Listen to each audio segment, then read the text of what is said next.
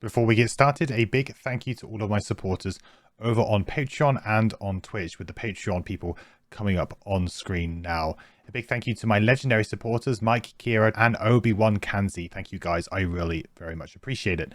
If you would like to help support me and the channel, then you can head over to twitch.tv/mandatoryquest and drop a sub over there.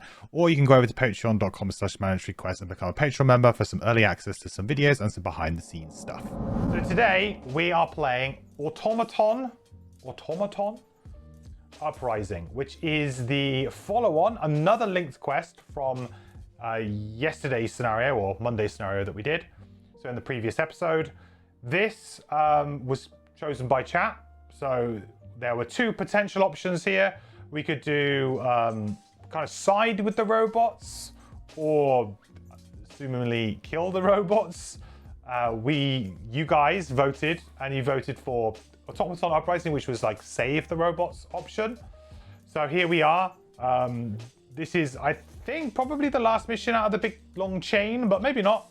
This scenario has a lot of text and a lot of special rules, and I mean an entire page almost, or half a page of special rules. So let's start off with we don't do a road event or anything because this is linked, force linked, so we're just carrying on.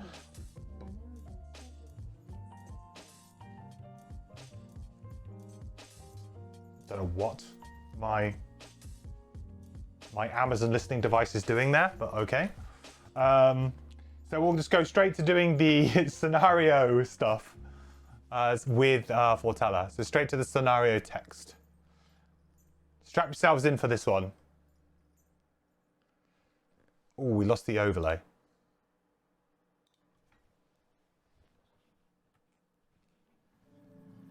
Peace, the orphan says, its voice incredulous. peace.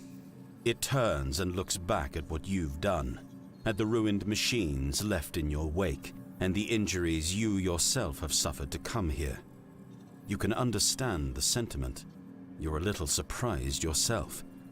Here you were at the brink of war, the destruction of all the unfettered within your grasp, and you laid down your sword.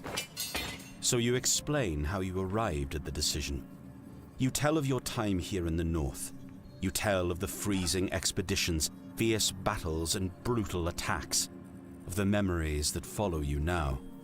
Then you describe Frosthaven, this hopeful town perched on the edge of the world, and how hard you and everyone there have fought and worked and died to keep that hope alive. As you speak, something dawns on the orphan. You see it in the machine's mannerisms, how it nods slowly and lowers its arms. It understands.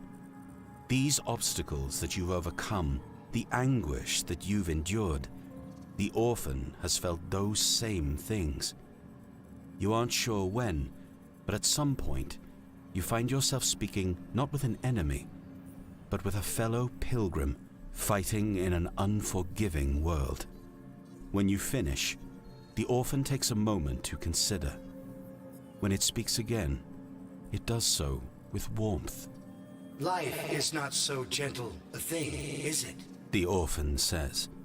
It shakes its head, a small concession to the immense burden it has endured over all these years.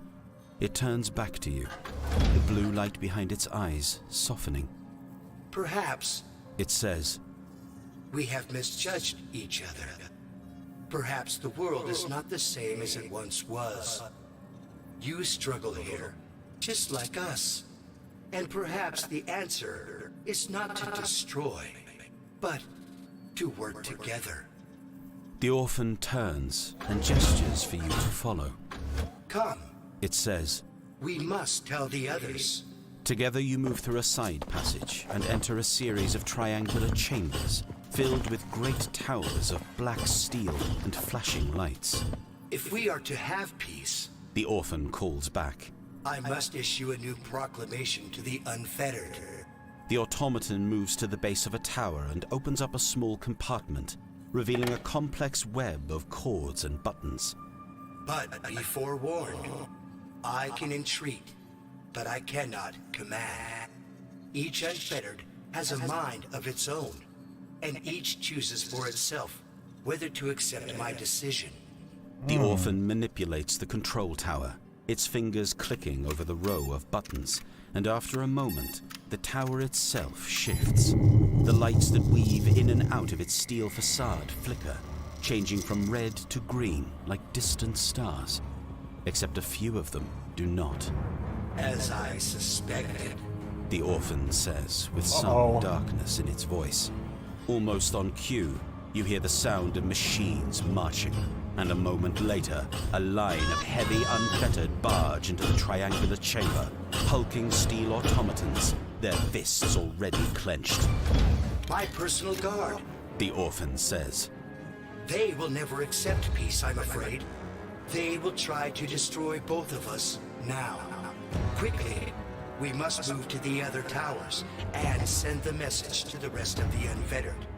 If enough of them take up our call, we might stand a chance. Surrounded, you face a row of solid steel. The orphan's private guard are huge, well-built machines, their joints hissing as they bring their massive limbs to bear. But still, you must hold them back. The orphan needs time to send out the new orders, because without them, none of you will get out alive. Ooh. Wow. Okay. Kind of an escort mission, kind of not an escort mission. It's got elements of escort missions in it, but not completely. Hey, Bones. How's it going, bud? So, special rules. Doors 1 are locked. I haven't put 1, but... these are 1. Oh, this is supposed to be like here. Here and here. So these are the doors. They're locked. The orphan, A, is an ally to you and an enemy to all other monsters. Do not set up the card or the boss monster ability deck. Instead, it has level plus character times 2 hit points. On initiative 1 each round, it performs move 3, controlled by you.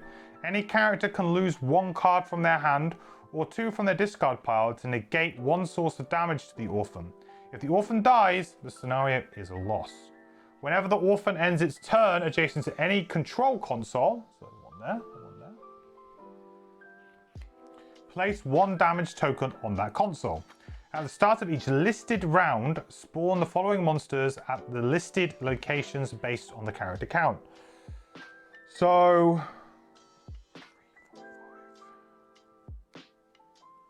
okay, there's not actually as many spawning as I thought, but it's still quite a lot. So rounds 3 and 9, we're going to get normal blade spinners, normal Beyblades. So that would be at B and D. For 4 and 10, we get a normal bolt shooter. It's not one of these guys. At C and E. C and E. 5 and 7, 2 normal ruin machines at any starting hex. Any of these, including these 3. 11, 2 normal flaming blade spinners at any starting hex. 12, 13, 14, etc. I don't know what that means, etc. Does that mean for every round from 12, 13, 14, 15? B, C, D, and E, 1 normal ruin machine. So basically, it gets substantially harder the longer the scenario goes on.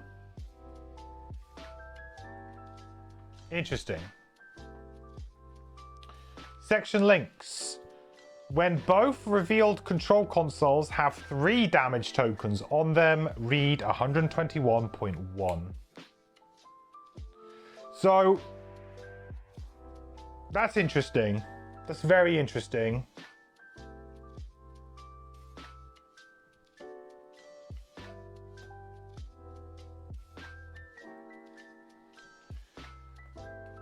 So the objective is to basically get 3 damage onto both of the consoles, which is pretty hard actually, because the orphan has to end its turn to do a damage. So at the very earliest, you're looking at 3 turns adjacent, 1 turn to get there. So at the very earliest, we can kill 1 within 4 rounds. If we go 1, 2, 3, and then on the next round we go 1, 2. this is difficult terrain. So I believe it's difficult terrain, right? Or is it difficult terrain? Yeah, I think it's difficult terrain. I'll double check, but I think it's difficult terrain.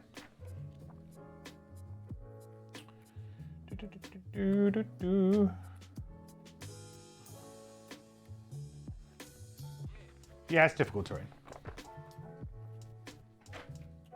So that means that on the first turn we can't do anything. And then we're gonna have to spend so many turns here. Then we have to get from here all the way over there, fight through all of these bunch of enemies to get there. It's pretty tough, huh? Not easy at all.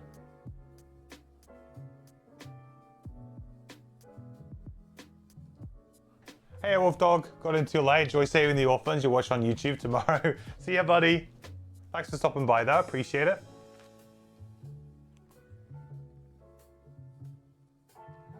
So this is yeah, this is like a really interesting concept for a scenario, but it's going to be quite hard. Because let's say we manage to kill this in 4 rounds, right? Let's do the ideal situation, we do that. Then it's going to be 1, 2, 3. 1, 2, 3. 1, 2, 3. 1, 2, 3. And again, so the earliest we could do it again is going to be like...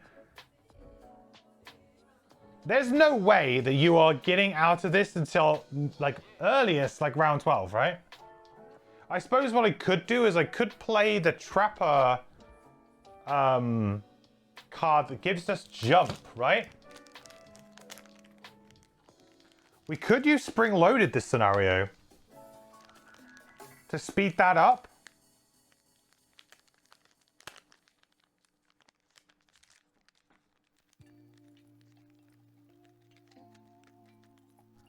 Sounds kind of legit. It gave me a challenge, use Spring Loaded.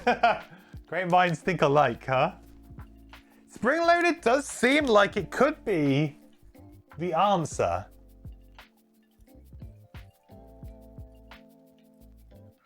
Let's do it. I think it could well be, you know.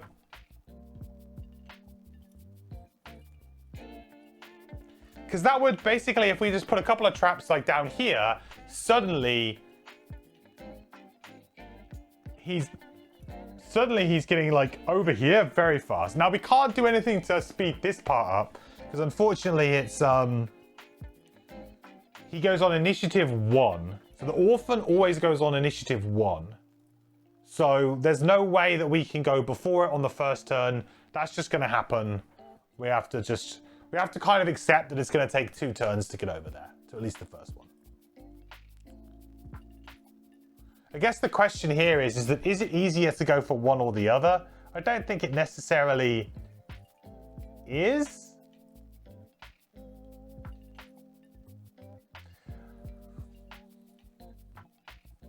Is it easier to do one than the other?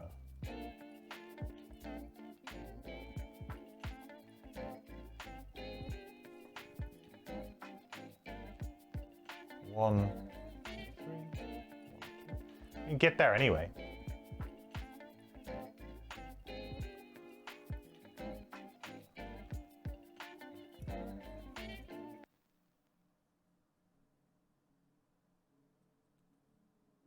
Trapper should have a really good scenario. Oh, he has to start there though, right? Sorry, no, he has to start there. I can't move him. So, I mean, I guess it's the same difference. He can get there in the same number of turns, so I don't think it makes that much of a difference. Can I set 2 traps to give them a big boost? Yeah, I think that would be the idea.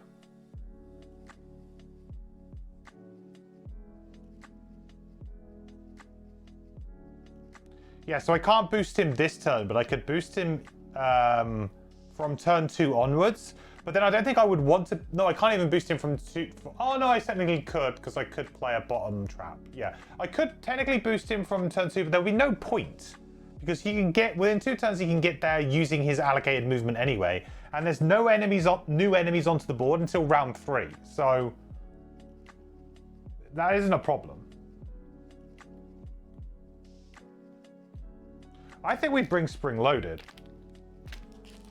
Because that'll get him all the way over here. The problem is though, if I do that, how will the rest of my team kind of protect him? Because of course, if it goes over there, then he's just going to be the focus, and it's going to be a big issue.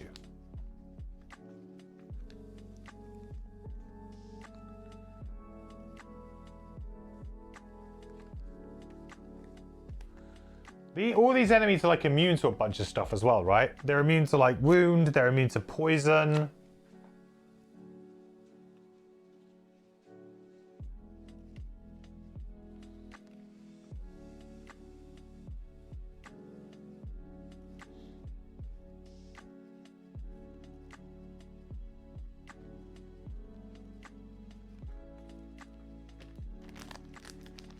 Interesting. Okay. Spring loaded's definitely coming, for sure. Because it's actually just super good.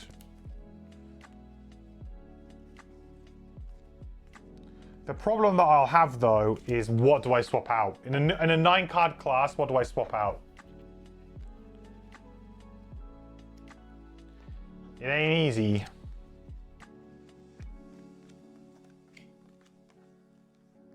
Oh, probably Furry Facade, right?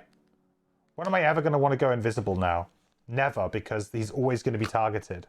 So invisibility is kind of like a no-go in this scenario, really. It's like an anti-invisibility scenario.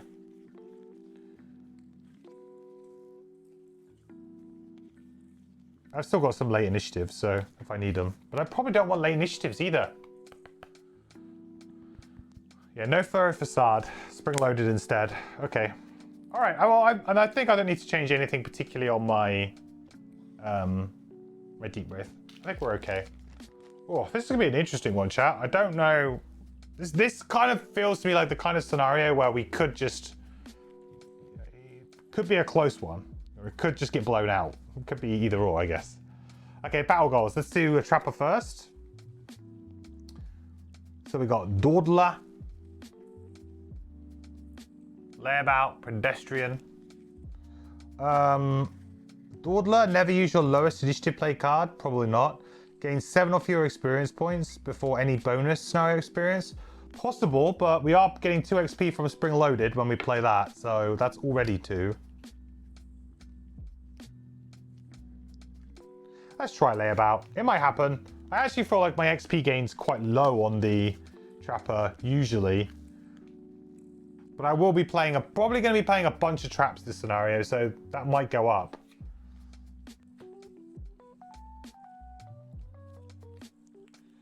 Because we're retiring, it's not too much of a big deal.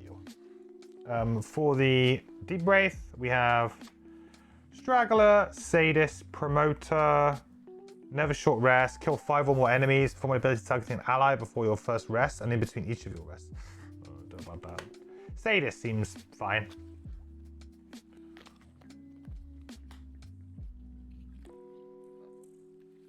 And we're going to draw a challenge, but I don't feel like we're going to do a challenge, this one. Whenever any character short or long rest, all adjacent allies suffer hazardous terrain damage. No. This is the type of scenario where you just do not want to do a challenge. It's going to be challenging enough without a challenge. So I'm happy to just be like, nope. I don't want to make this any harder for myself. Okay. So I think we're good to go. So we have the plan. We got the strategy. We know what we're going to try and do here. We're going to get over to here as soon as possible. What I'll probably do in the meantime is gum this up a little bit with traps anyway. The problem is these bolt shooters have quite a long range, right? So we're going to have to deal with them. The one mistake I've made in the past is not dealing with bolt shooters quickly. So I feel like if I can kill these bolt shooters, that would be useful. We do get another one on C and E. So we'll probably need to make sure that we kind of focus these guys down a little bit. But just getting a bunch of traps out nice and early in key spots here to stop these guys from being able to kind of come through is going to be good. They have target 3, yeah. That's why I need to take them out. That is exactly why I need to take them out. I have often underestimated them.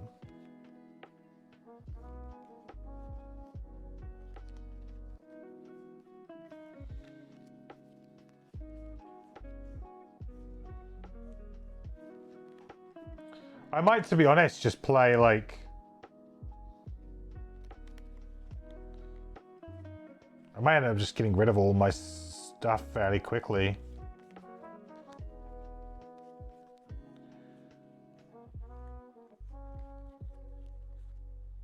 I don't think they have a particularly long... I don't think they have particularly early initiatives, do they? They might have one.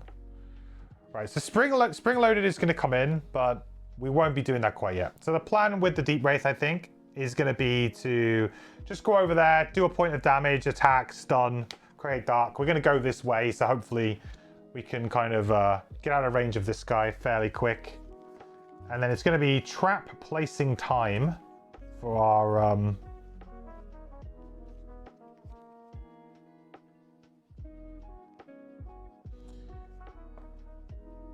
maybe it's good to do this and this. This would be...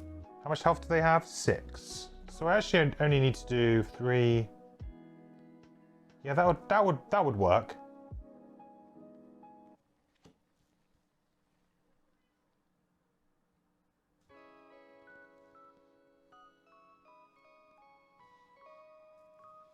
So we'll place some traps too with the trapper, I think. You don't know, man. BGG rank Trapper is the weakest class by a wide margin.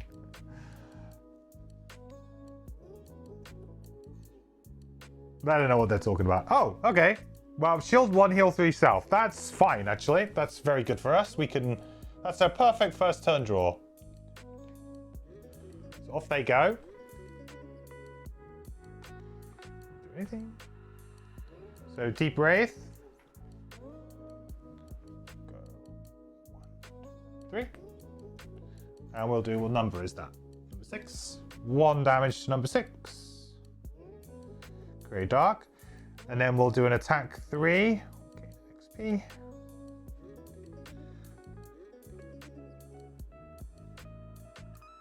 +2. So that's 5 with the shield, 4.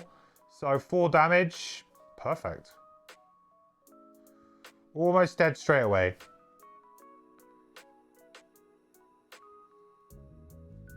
And stunned, of course. It's annoying that we can't wound. Really annoying.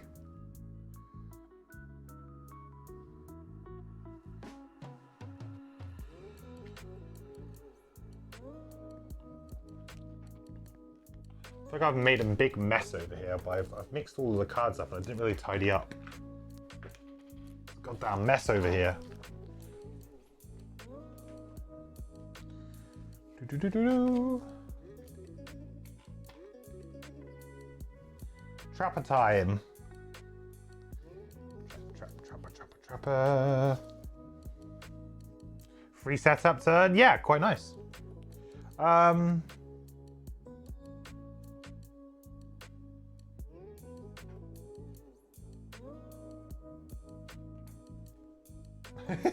One.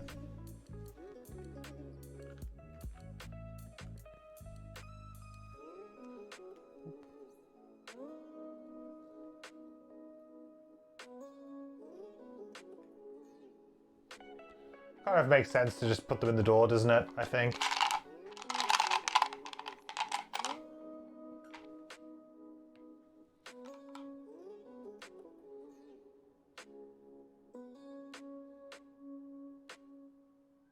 I wonder if I could kind of unsupervise the Orphan. Like, leave the Deep Wraith and the Orphan in that room, and then maybe we just...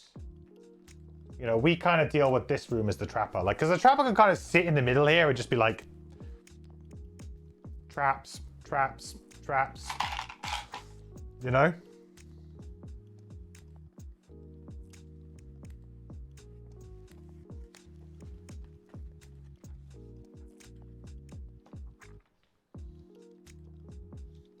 Okay.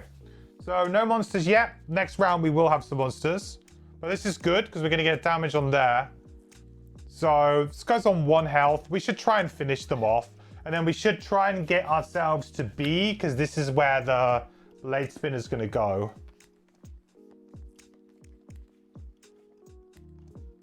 The blade spinner does have retaliate though, right? Which is kind of like the bad thing for us because we can't really deal with retaliate very well.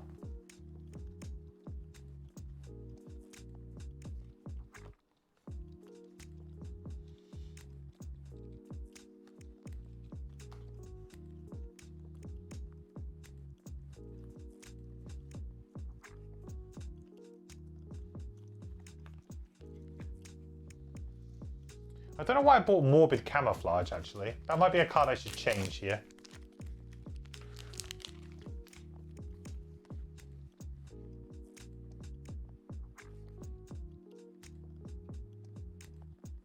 Yeah, I'm changing that card out. I'm not quite sure why I'm running Morbid Camouflage. Oh, was it? It's probably just so that I can trigger...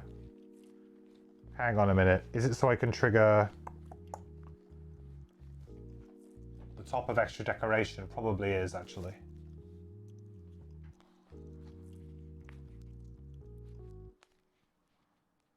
Yeah, no, actually, it does make sense to have it.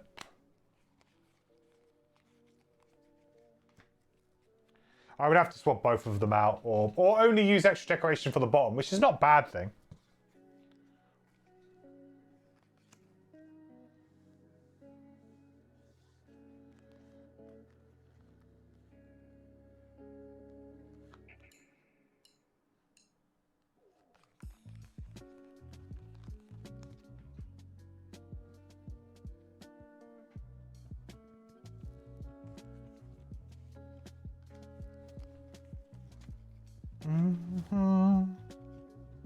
Right, so I think we just want to do a little bit of damage to this guy, don't we? That's all we need to do.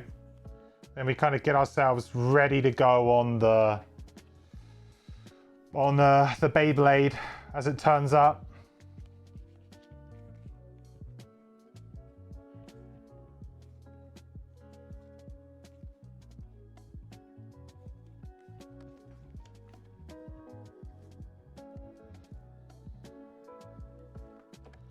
Doesn't really matter about initiative too much here.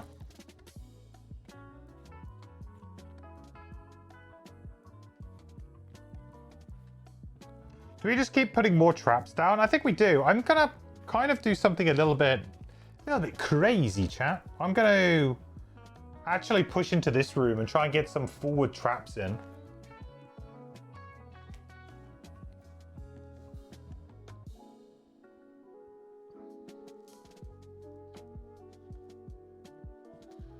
Okay, orphan time. So that's going to be 1, 2, 3. It's going to end its turn here, and we're going to do a damage token to it. One thing that I wasn't sure about, and I will see if it changes, but there is I believe there's a standee for this character. So I'm a little bit surprised that we are using a token. I have to wonder if maybe something happens when we open the door or something. Like, it seems a bit strange to me why we're not using a standee when I think there's a standee for this guy. Maybe there's something ulterior going on, because it just seems odd why the book would be like, use a token. Okay.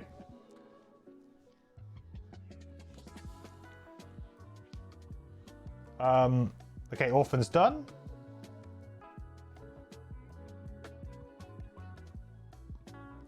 Right, we'll just use Skewer the Flesh on Deep Wraith.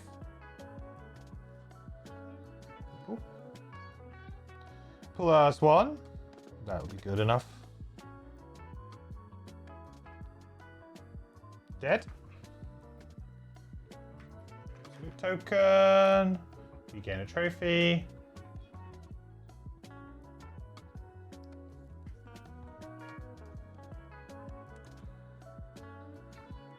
It says that he's very rusty and almost falling apart. Well, the standee does not look like particularly intimidating. We spoil the standee, but... I mean, can you spoil standees? Does they count?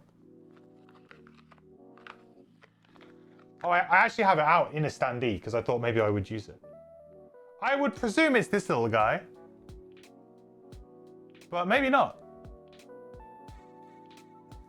It's kind of...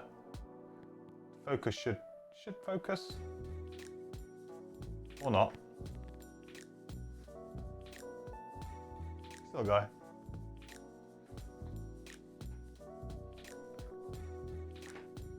I don't know if that might not be him.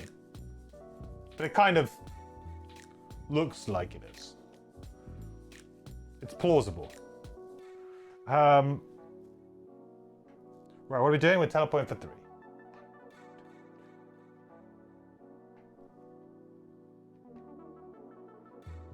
Protect.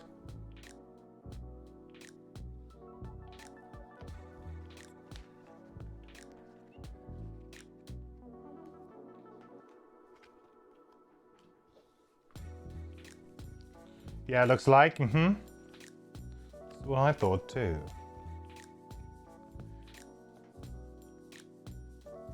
Trapper time. Okay. So I'm going to use the bottom of Lure of the Snare here to designate a hex containing a trap within range 3. Spin the trap and apply its effects to one figure adjacent to the trap. So, bam, bam. 6 damage straight up. Thank you for playing, Mr. Bolt Shooter. Then we get to move 3. This movement must end in or adjacent to the designated hex. Nice. Boop. Thank you very much. Then we will use Ball Catcher, create 1 4 damage trap in an empty hex within range 2.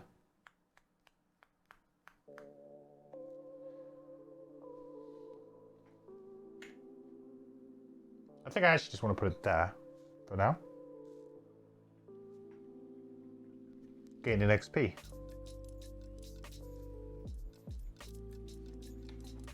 Bam. Yeah, people say the Trapper's not good. Just did 6 damage without having to draw an attack modifier. Come on. Loot. 6 damage, got the loot, and placed another trap. I mean, that's a pretty powerful turn.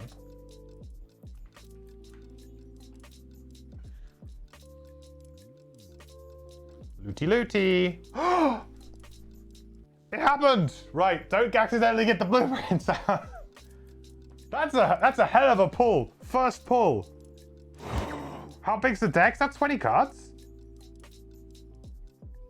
20 cards, 1 in 20. Ooh, baby.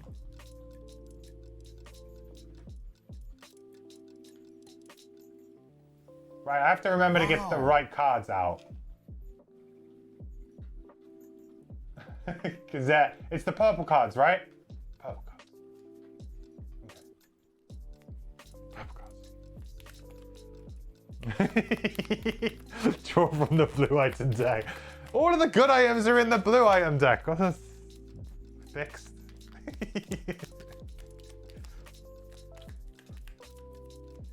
So good, and I can equip. Yeah, we can equip it now as well. And people say the Trapper's not good. Killed an enemy, didn't even have to draw an attack modifier. Played another 4 damage trap. Gained an XP. Looted a random item. What's not to love? Is that a new rule in Frosthaven? It is. If you find an item in a scenario, you can immediately equip it, even if it puts you over your item restriction. For that particular slot, I believe, right? I'm pretty sure. Ooh, baby. Corrupted Scroll. On your turn, perform heal 5, range 5. Poison the target of the heal ability. Ooh. Hey, that's pretty good. Actually, that's like an insanely good support item. The poison's obviously a little bit annoying, but there's potentially a lot of characters who have like regenerate or very small heals anyway. Heal 5 poison. Void Warden has entered the chat. Yeah, Void Warden's just loving this, huh?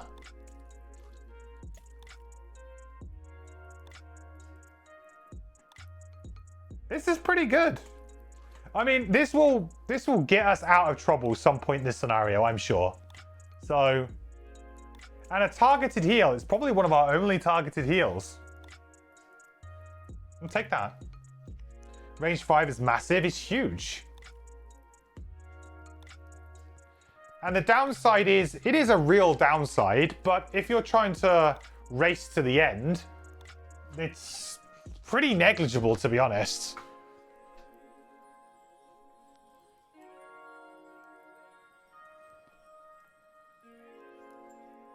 What a great turn.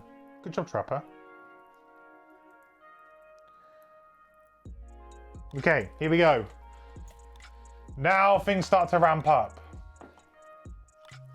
A normal Flaming Blade Spinner at B. And a normal one at D. That's 3 and 6.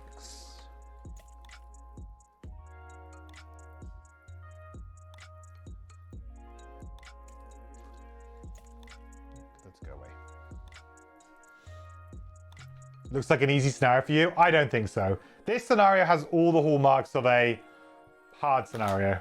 Like, half a page of special rules, you know? And this isn't even like the next room. This is just, I think, what's going on right now. I have no clue what happens when we actually achieve this part and get into the next room. That could just be a whole other big thing. You know, this part alone seems tricky. Quite easy to kind of get overwhelmed, I think.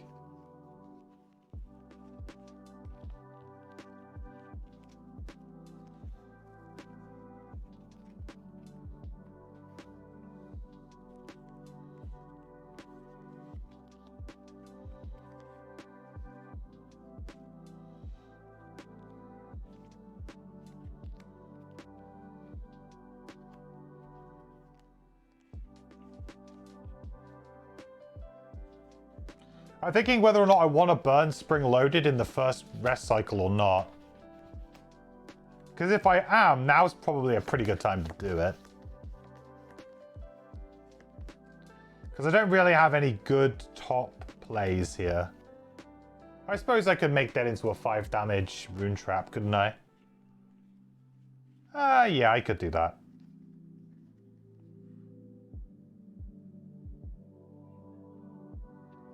I could do that. I feel like we can make a heal trap, but hopefully as the springboard. We're going to have to use our stamina potion, I think. But this should be okay. I think this is an okay turn. You found it to be easy, the first room at least? I guess it depends on how quickly you can dispatch the enemies. What's kind of interesting is that...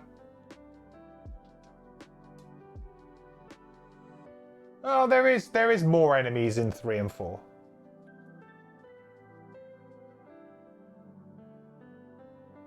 But I guess with 4 characters, maybe... Like, the tiles are pretty small. So in terms of dealing with enemies, perhaps that's kind of okay.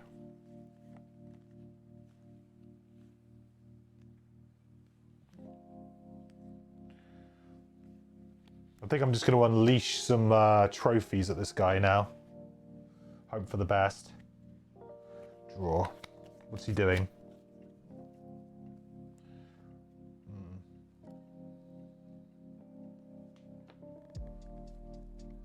Right, Orphan first. I think I want to try and keep them away as much as possible. So this doesn't really change the dynamic, does it? Really?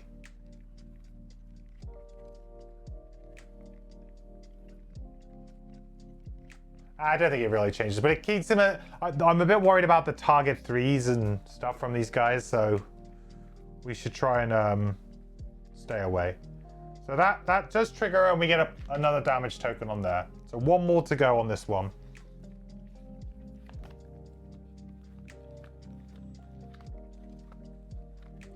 You got that on your character and paired it with Amulet of Life. Works really well as a big self-heal. Hey, yeah, that is good. Or imagine on the Drifter, actually, it wouldn't be great, I suppose, because you wouldn't want to trigger Amulet of Life. You wouldn't want to trigger Fortified. What's it called? Is it just called Fortified? Fortitude? Fortitude. You wouldn't want to trigger that with, I guess, your Amulet. But it would be a pretty big heal 7.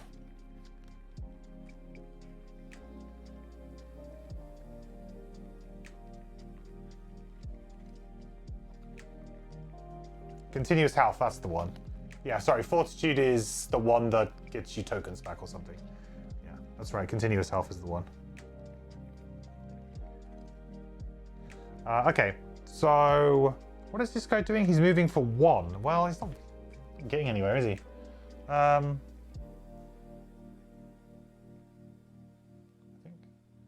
And we will move. We'll move 3. Create 1. Heal 2 trap. This is going to be our springboard. 2. Then it adds plus. Hang on. Actually, I've got to think about where I want to put it, right? I shouldn't just put it anywhere.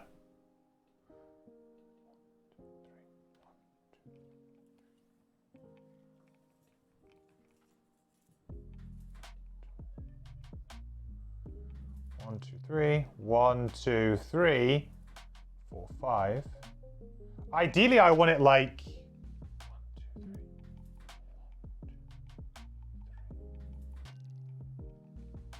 1, 2, 3. Oh, I guess I can get them to go through multiple, couldn't I?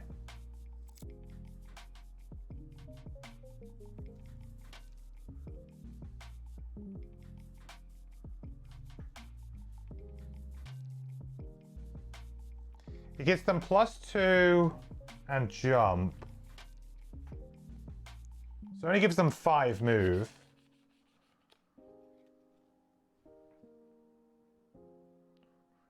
Right, if they can start their turn on a trap, or like 1, 2, 3, 4. Because it'd be 3, yeah, it'd be 5 total. So if they can, well, it would never end, I guess, because it's always going to add a +2, isn't it? Yeah. Maybe that's fine. 3. Ideally, I want to come down this way and I want to play again. So maybe I need to stamina pot, honey pot, and try and link them up. That could be a play. So perhaps I should be doing that. Maybe I should be trying to link them up. So if we're going to say 1, 2, 3, that gets him another 2. So 1, 2. Yeah, so ideally it wouldn't be here. I guess I could not upgrade this to the wound trap and move 1 step further forward. There. Because then it could go, I could go put it there. So it could be 1, 2, 3. And then 1, 2, and then I could put another one. I guess you kind of want one this way though, to get over the traps and...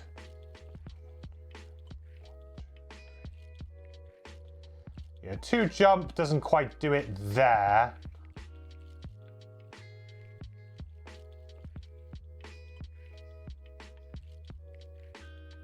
Yeah.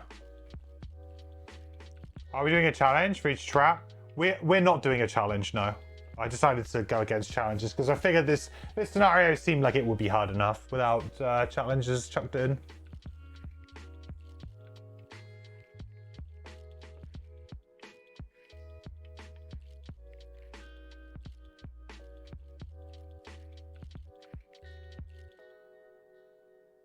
Either way, I think I can only I guess if I could place a couple more down, maybe I can link. It is any trap, right? I could just bring like a low damage trap, right?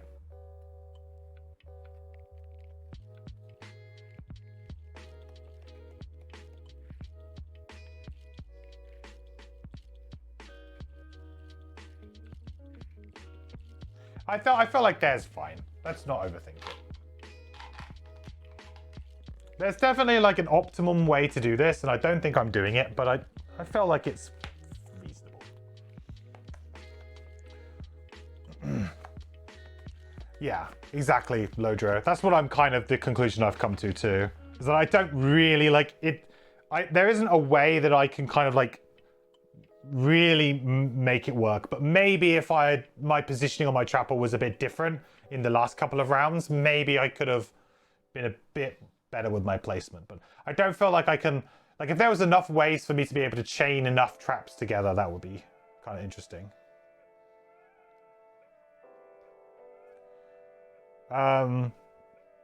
Okay, and I'm making that into a 5 damage wound trap.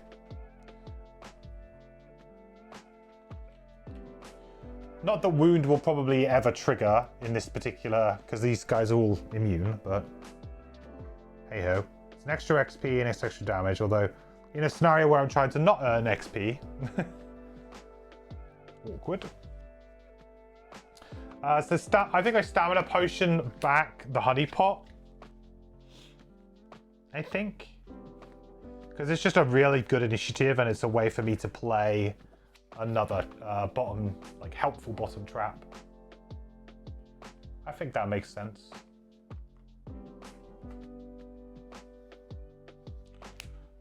Welcome back, honeypot.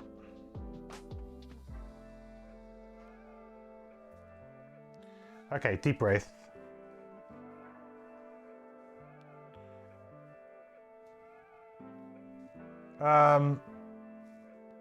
Okay, so first up, I'm gonna have to take retaliate damage. Like, there's no real way around it, I don't think.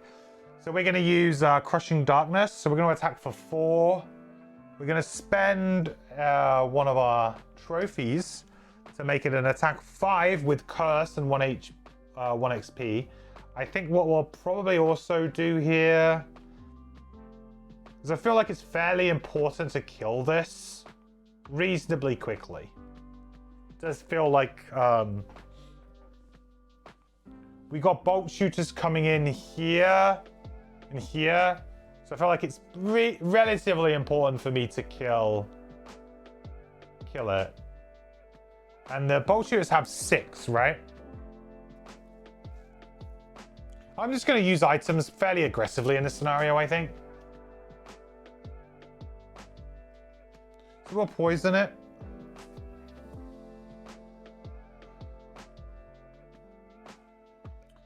I'll use my heavy sword and I'll use my spyglass here. I think. Good ideas.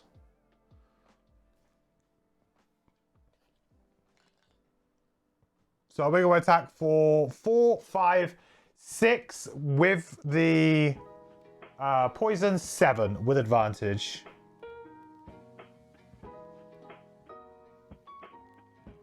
Okay, so it's 8 plus 2 curses.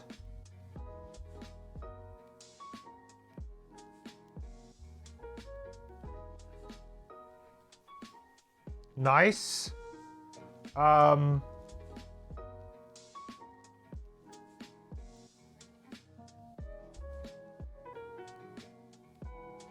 have to take retaliate 2, right? Yeah. Then I think we will disarm him as well. I'll move here so that I'm kind of adjacent to both of them when they spawn in. So we'll also disarm you. And that costs us another one.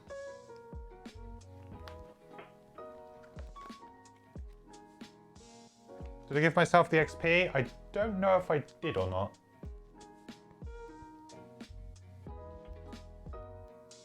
No, I didn't.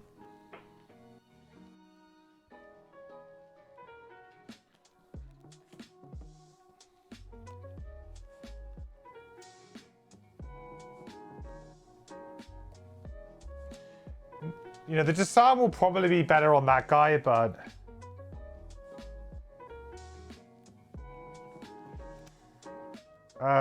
so this one's going to move 1. I guess it's going to try and go this way, right?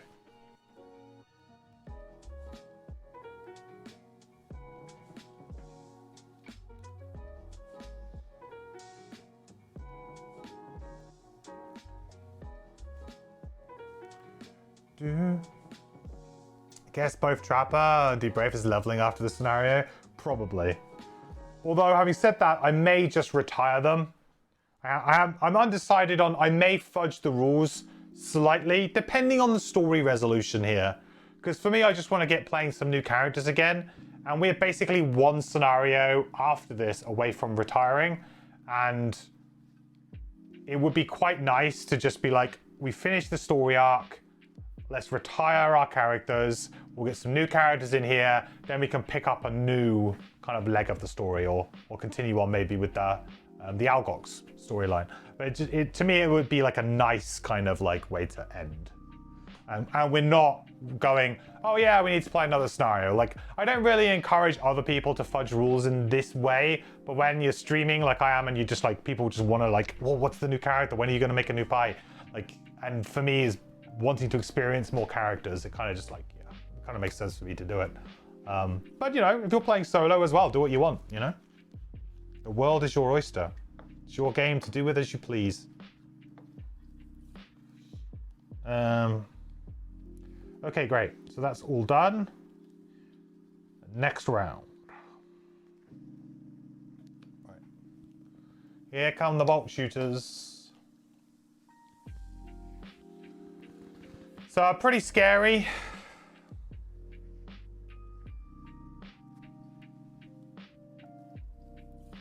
Six again.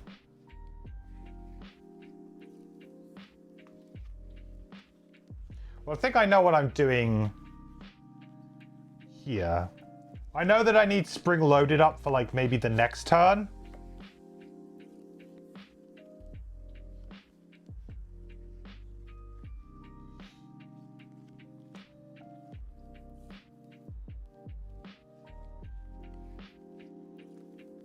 I am so scared to play spring loaded, but I've never played this card, and it could just be we run out of stamina like so quickly. I'm gonna have to long rest and stuff. Don't know how I feel about this. It's gonna be a very long outpost phase. It'll be yeah. It will be its own stream. So whenever we do new characters, I think I did that for these two. That stream will just be creating characters. Where we'll pick cards, we'll buy items, we'll, you know, talk about the characters. It just gives us a nice opportunity to just do that. And then we can, then after that stream, the next stream, we'll be playing with them. So yeah, well, if that is what we decide to do, I will probably do like the initial parts of the outpost phase today. And then maybe in the next stream we go, okay, we will retire. Like, so we'll do all of our selling, all of our items or whatever, you know, min-maxing that way, donate all of our resources to Frosthaven, and then maybe we'll retire. Hey, get to grips. How's it going, buddy? Gonna be fun to fit all unlocked character combos in a poll. Well, it won't be, because what it will be, what I will do is I will set one character in stone, and that will be the Meteor. So the Meteor is being played. So that character is confirmed. So then you guys will just be voting on what the other character will be. And your options for that are going to be fairly limited because it's going to be like Astral, Snowflake, I guess a starter, but I'd probably rather play either one of those two.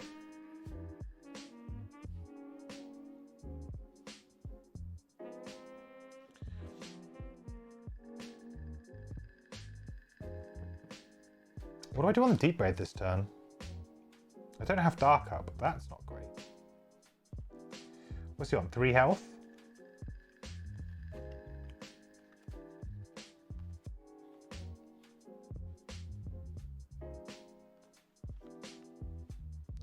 I could go invisible for the full troll. Is that good? Probably not a good idea.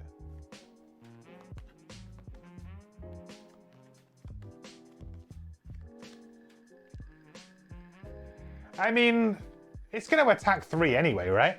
Does it really matter? And I'm going to be healing. I'm going to have a boatload of healing. That's fine.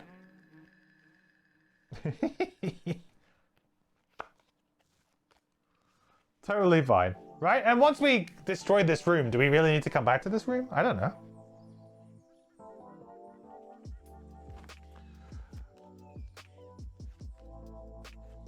Okay, so the orphan is going to go like here. I don't think it matters. So I'm going to go... Yeah, I'm going to put the jump trap there.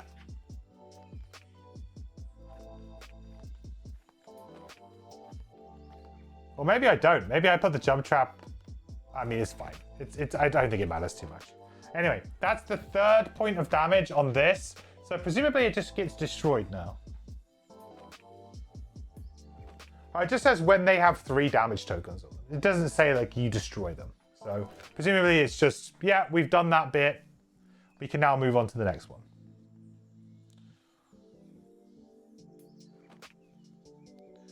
All right, so we'll use Morbid Camouflage. And so we'll attack the Blade Spinner for 2 with the Poison 3. No whammies, please. 4. So it dies.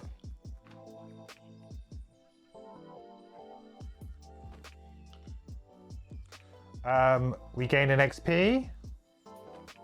And we gain invisibility. And we gain a trophy. Don't forget them trophies.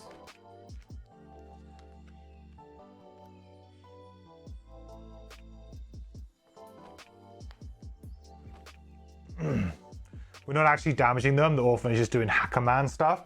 Yeah, I wondered why they chose damage tokens though, you know? I guess there isn't really any other tokens to choose, is there? Perhaps they need to bundle in. I mean, there's like, these are like the generic tokens, right?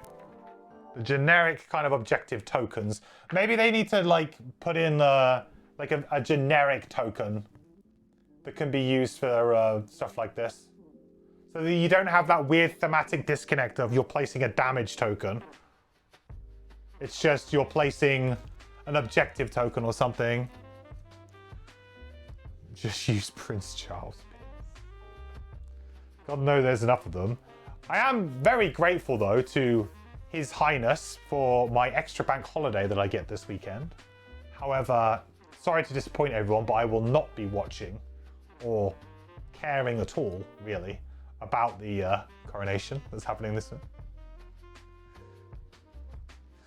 It's King Charles now. I mean, yeah, I mean, what is it though? I mean, is he technically like heir to the throne? I mean, the coronation is not officially him being called king though, is it? I guess he's already been called king. It's more of a, I don't know what it is. What's the purpose of it? I don't know. All I know is that I get an extra day holiday, so that's great, but it costs the taxpayer and this country millions and millions of pounds to fund. That's all I know. Oh yeah, for lacerating stabs, I'm just gonna wound this guy up. He's probably just gonna die from wound and maybe a little bit. Oh, is he immune to wound? Oh, he's immune to wound. Okay, well in that case, I move then.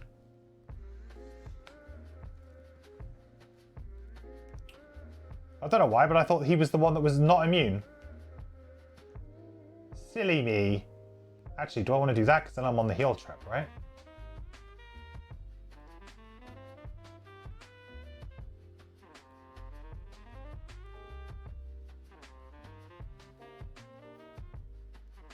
I can get there like that.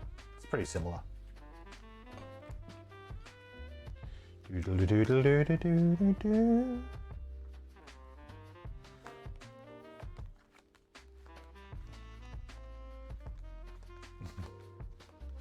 Monarchy for the win. Yeah, I mean, maybe back in maybe back in medieval times, sure. It was really interesting. They ran a poll, and it's been like, it made quite a lot of headlines here in the UK. They ran a poll to see like if people cared about the monarchy or not, or supported the monarchy, I guess is the question.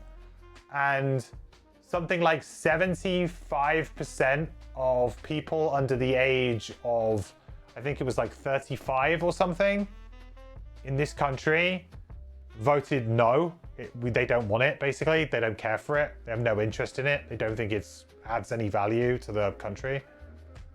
And then, but if you ask people who are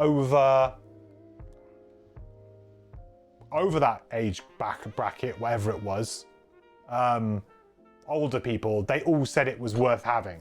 So it was interesting to see that like the generational shift in perception of the monarchy.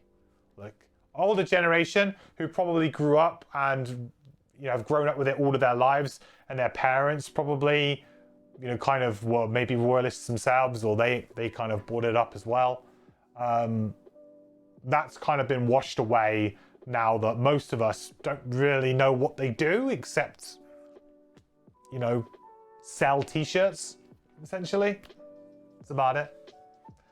Like, they have very limited political powers, but they are involved in the political process. But apart from that, it's strange. Yeah, personally, I don't particularly care for them. They probably lived through or have had parents who lived through World War II. Yeah, probably a time of like wartime, or just a time of great like cultural importance or something, I guess, or like an event, cultural event. I can imagine that would be, they would play more of a part in that. And also, I think a lot of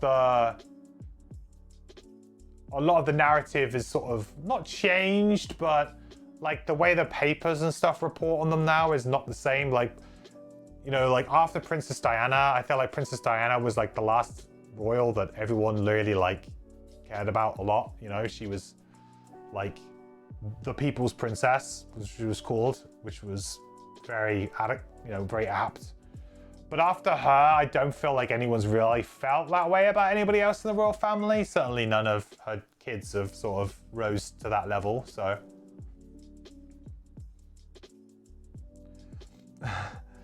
Why not Prince Andrew? You wonder why not Andrew. He's been properly ostracized now, I think, hasn't he? I think King Charles threw him out.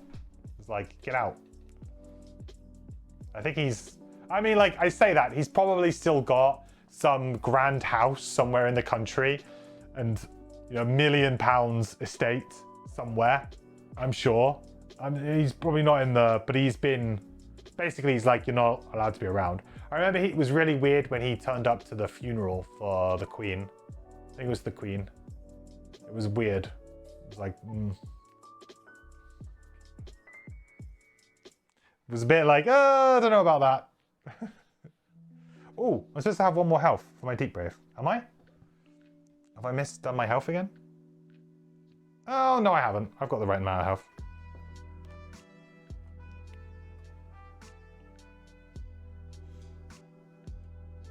He won't die poor, but he's lost several privileges. Yeah, like pretty much the privilege to go out in public, Which is quite right. He's going to have to basically live out his life behind closed doors now. But he's fairly old, so he's had plenty of time in the limelight and able to do what he wanted to do. Anyway, right. So we're playing Spring Loaded, definitely. That's coming up. Is that gonna fit onto the screen? Maybe, maybe not.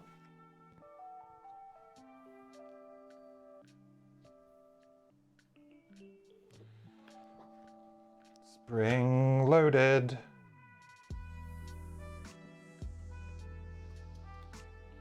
Is he spyglass there? Kind of. Yeah. Yeah, I kind of pushed this whole thing up, but I tried not to because I wanted to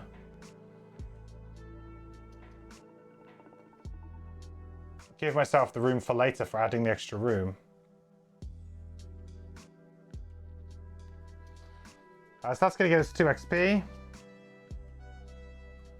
Now, Spring Loaded, for those who don't know, says, whenever you or an ally springs a trap during a move ability, add +2 move and jump to that move ability. So the game, or the goal, is to try and get the Orphan to move into it to gain an extra 2 move and jump to try and get to the console a little bit quicker. It's quite a... maybe it's not worth burning a card for this kind of thing, but it could also help us out later on in the scenario anyway. So it's not a terrible, terrible one to burn. But on a 9-card class, you better be making good use of that burn. So we'll go... 3.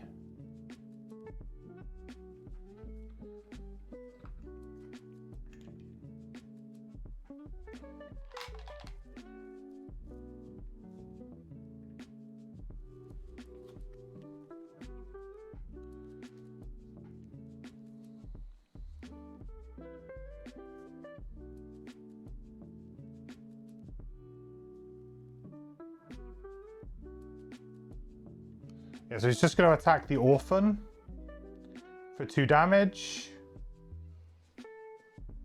2 damage to the Orphan. Kind of sucks that they turned on their own kind so fast, huh? And it's going to move 3, so... 1, 2... oh yeah.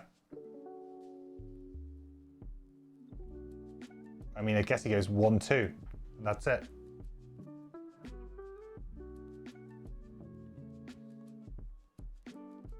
Yeah, I guess so. Or actually, he probably goes there, because then he could get... Yeah, I guess he goes there. Yeah, because he's going to go there, and then... Sorry, he's got 3. So he's going to go 1, 2, 3. Yeah, yeah. Done. I don't know why I don't know why I didn't see that. The enemy's deck is different. In what way?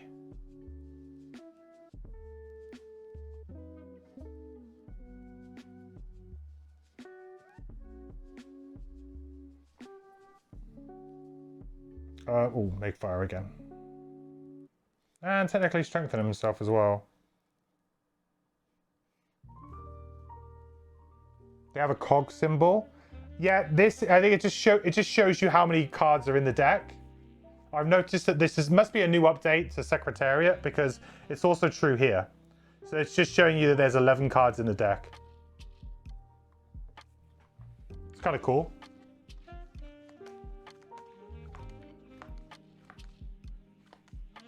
Cog lets you edit. Oh, okay, you can press on the cog to just a quick edit, is it? Right, I got you. But it's also cool just to have the number of cards there. I don't know if that was there before, I can't remember, but that's cool. Spawn 2 normal ruined machines at any starting hex. See, this is where it kind of gets a little bit scary because the Orphan is going to kind of run off into the middle of this. Actually, I don't know why I'm getting new standees out. I've got loads of standees set up from last stream.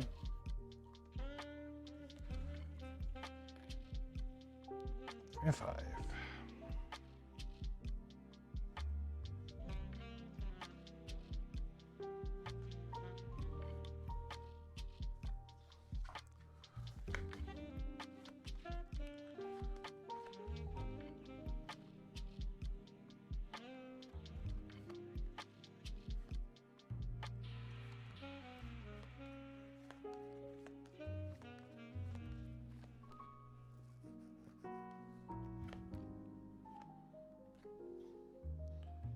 I'm invisible, aren't I?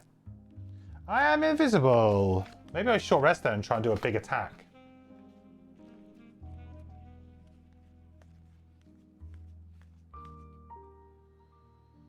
I can attack for 5. With extra decoration, which is pretty neat.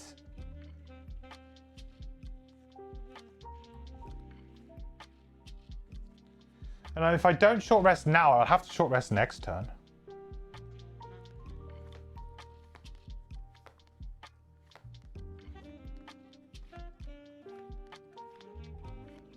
Oh, hang on. Why did I do this too, right? I didn't give him the extra 2 move. Oh no, I haven't done it yet. Me being dumb. Yeah, I think I short rest. This feels very much like a short resty type scenario. We're always going to be kind of under the thumb a little bit. I should put some wild growth seeds down though in a key area in a minute.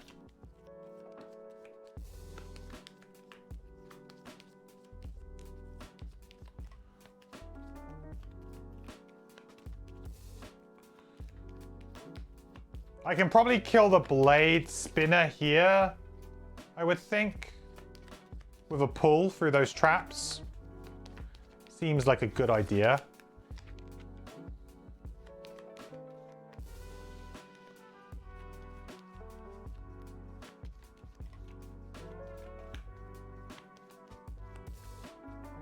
That would also be a short rest though. Maybe worth it, maybe not. Probably is worth it. But the problem is that now I've burnt a card on the trapper, I'm gonna have to be a bit careful with stuff like that. Oh, actually, I could probably pull him through using the attractive bracelet. That'd be okay.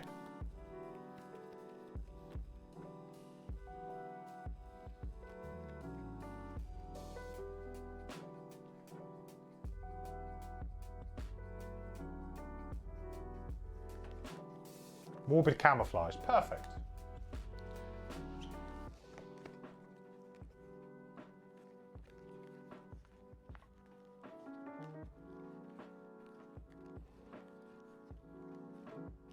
All right, so let's use extra decoration top here.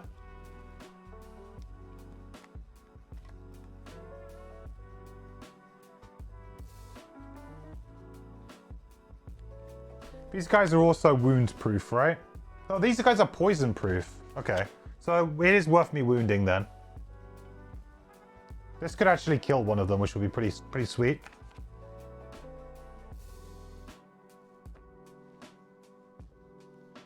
Now I got to think of what I'm going to actually do on my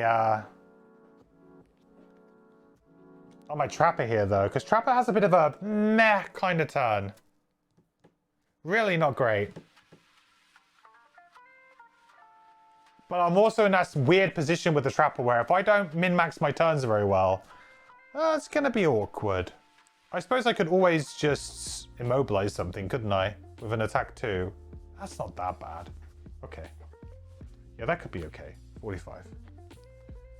Yeah.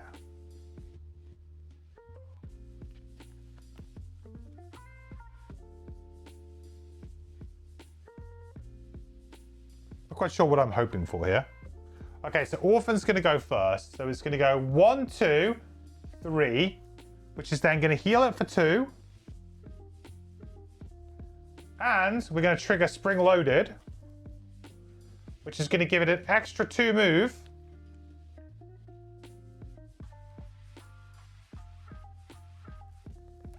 Which is pretty neat.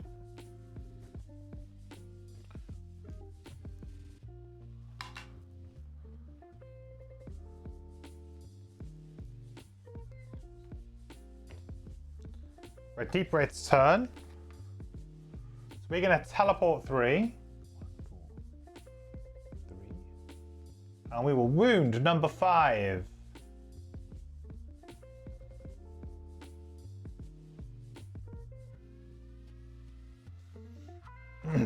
Flawless so far. Don't touch wood. Famous last words. We'll attack for 3, and we are invisible, so we'll actually attack for 5. So attack for 5 on number 5.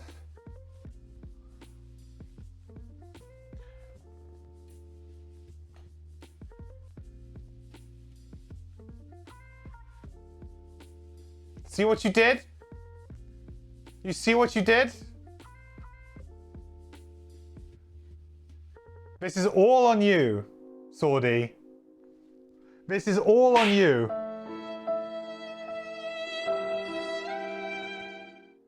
Unbelievable. You just had to go and jinx the whole thing, didn't you?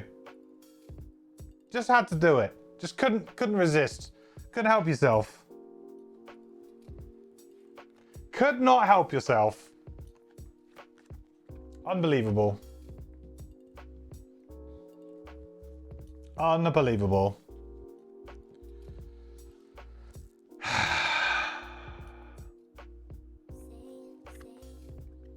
Okay.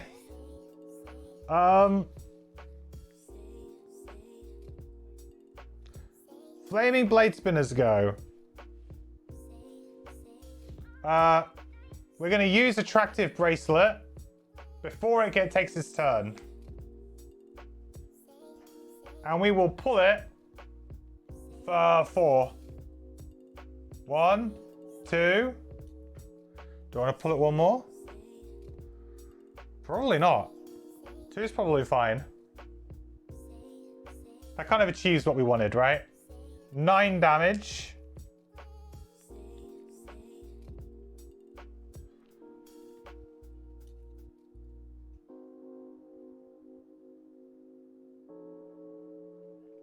And a model. And that happened at the beginning of its turn? Alright, so I mean the model doesn't really matter. Then it's going to shield up, retaliate, that's all good.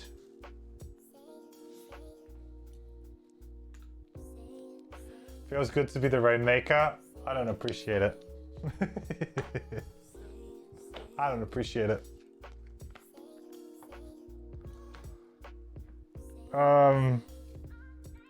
Cool. Well, that's pretty good.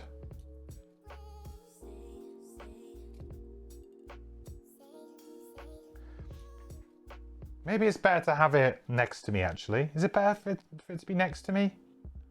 Possibly. Just thinking, like, what my next turn looks like. I mean, my next turn is ideally to attack 2 things with Immobilize and run away. Which I could do, but I would end up taking Retaliate. But maybe that's fine. I would just need to draw a +1, right? And that's going to definitely happen. Okay, let's push him 1 more.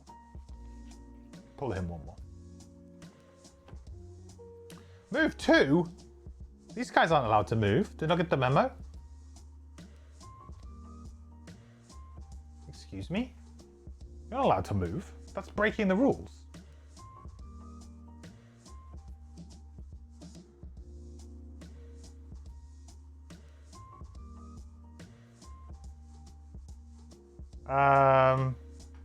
Range 5. Let's go attack the orphan again. You son of a gun. I was gonna get everybody. Damn you, bolt shooter. Well, I guess we draw some cards then. So, disadvantage on the first one against the trapper. 2 damage. Then against the orphan. No damage. Then against Deep Wraith. 1 damage.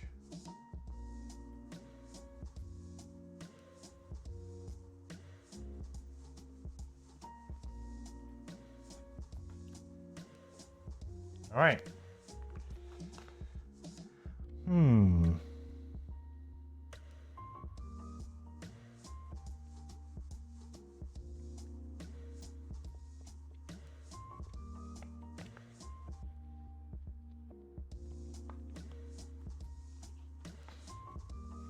He's got Retaliate 4 range 3, hasn't he? Which is just rude, really. I could still try and kill him.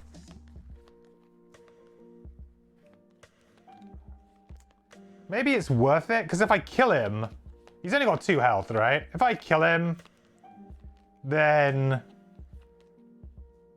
yeah, it's fine. I just try and kill him.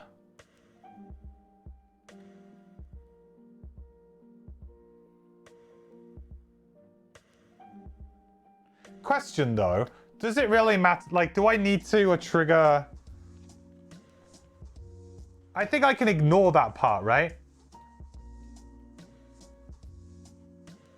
I mean, if the enemy is dead, right? It doesn't matter. It wouldn't trigger anyway.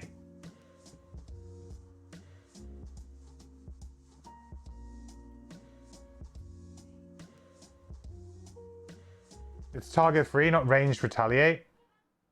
Well, what's this then? Oh, I've got to do the other bolt shooter as well. No, you're right. I've got to do the second bolt shooter too. Sorry, but what's this? This is ranged retaliate. What do you mean? But you're right. I do need to do the other bolt shooter.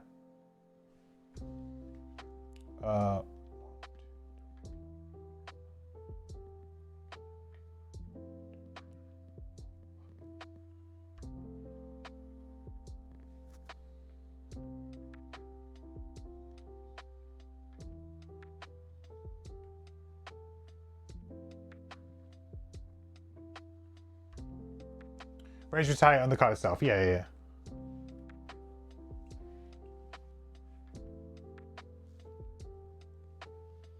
Yeah, it's on. Yeah, yeah. You're right. Normally it's not ranged. You're right. Normally it's just target 3. I know that. I think last time I got confused. I made the mistake. So that's fair. Yeah. Okay. So we'll use Spyglass and we'll do unavoidable outcome. And so we'll attack this guy for 2 with advantage. Hopefully drawing a +1 to fend off that shield. I think that's pretty fair.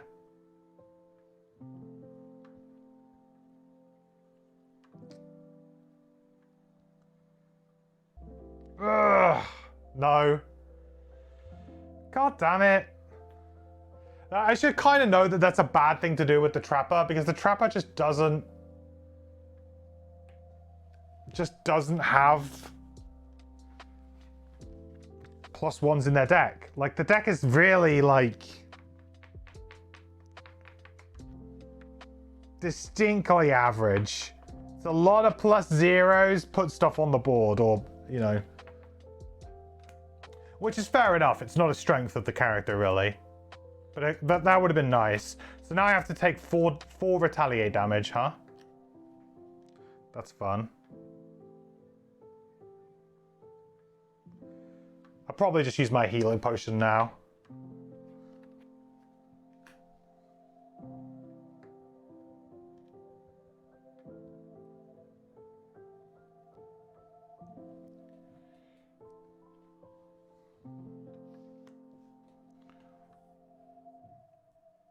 Okay.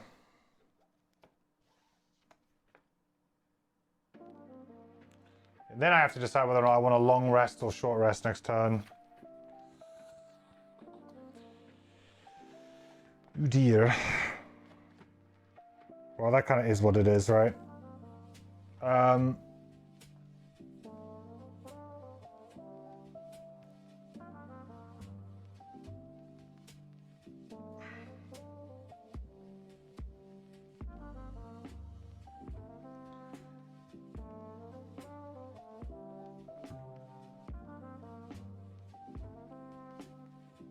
Okay. Well, the good news is that we've kind of managed to shrink them down to where we want them to be. No spawns this round either. But we will get 2 more Ruin Machines here.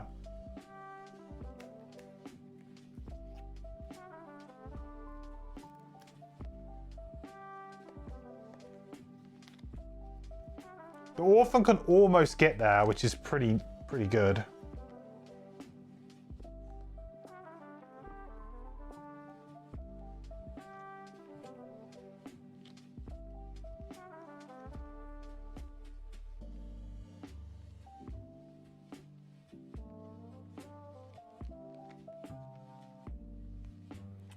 I want to do some stab crap stuff, you know?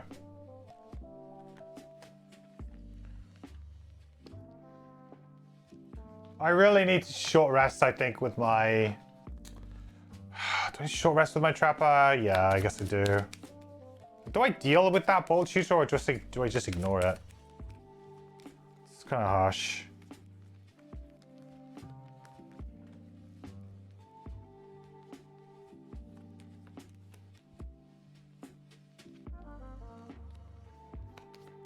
Oh, I was going to move, wasn't I? I didn't move last turn on my Trapper. I just kind of did that attack and didn't play my bottom move.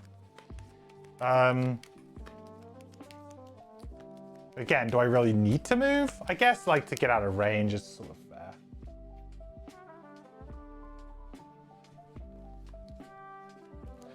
I had move 3, so I can go here.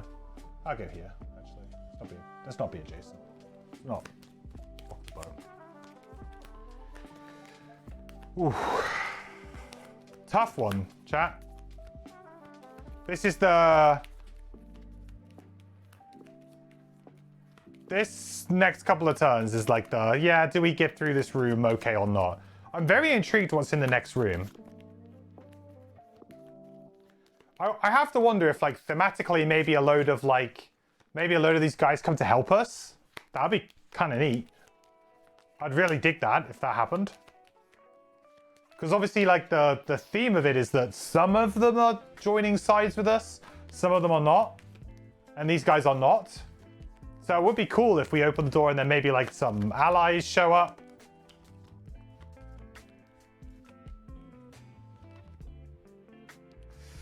Can't burn that. Dangerous ground. Nuh-uh.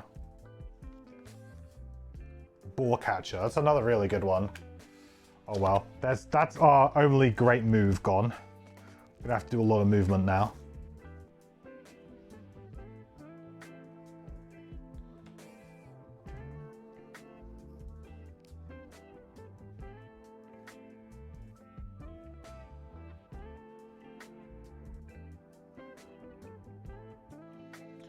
Right, stop crap stuff.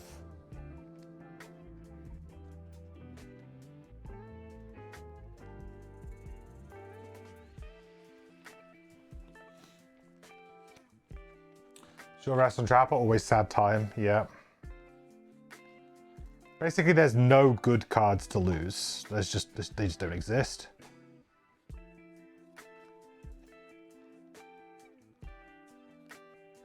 Might be using pyrotechnics for the top, just to get extra stuff on the board. I think so.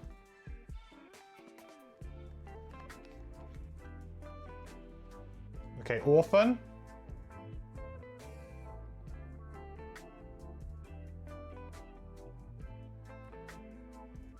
It feels a shame to waste this 4 heal. Like, it's such a shame. Do I just...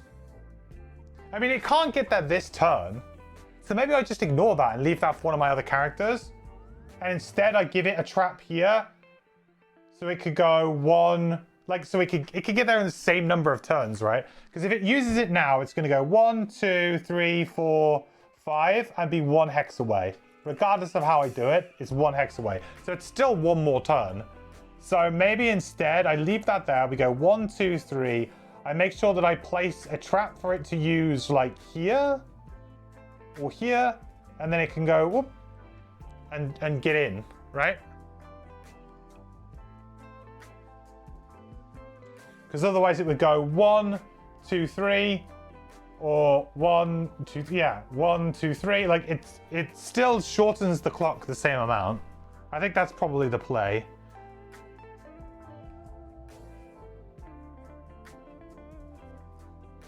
Because that's a big heal.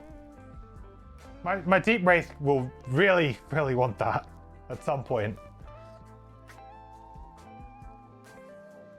Can I make another trap to give the Orphan +4 move? Yeah, but the problem is the Orphan always goes on 1. So unless I kind of... There's no way for me to go before the Orphan. So I have to plan that several turns in advance, which I haven't done, so...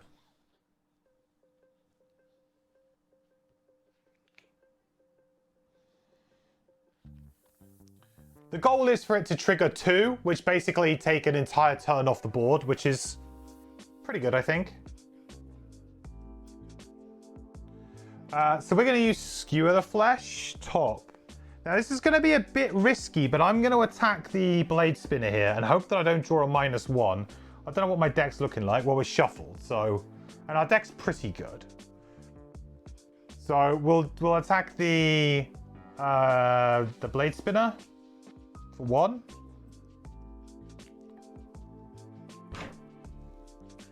Are you kidding me?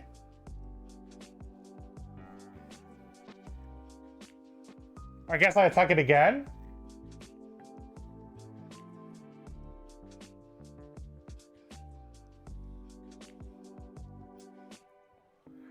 Jesus.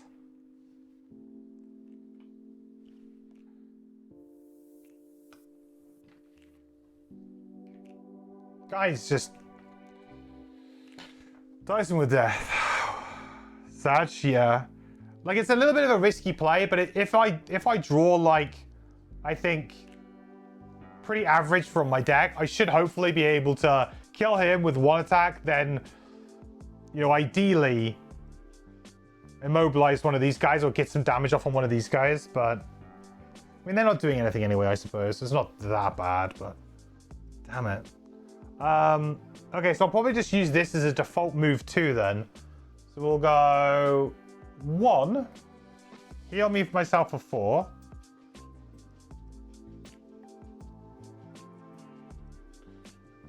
And then add another 2. So I have 3 more move left with jump.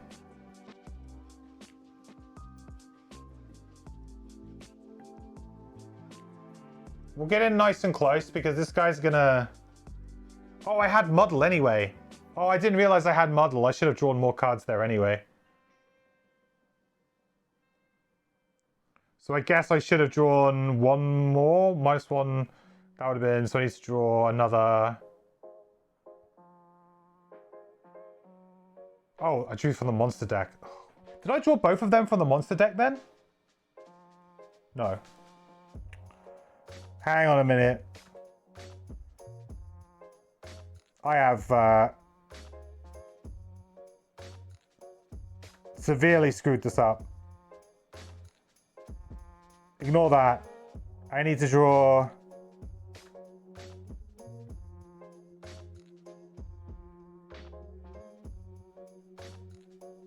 Oh yeah, you ignore that, so it's fine. It would have died anyway. But there was it's good practice for me to actually draw the cards that I should have there. There's an undo command too. Yeah, I should probably use that more. You know what? You didn't see nothing? Good. Good. I'm glad.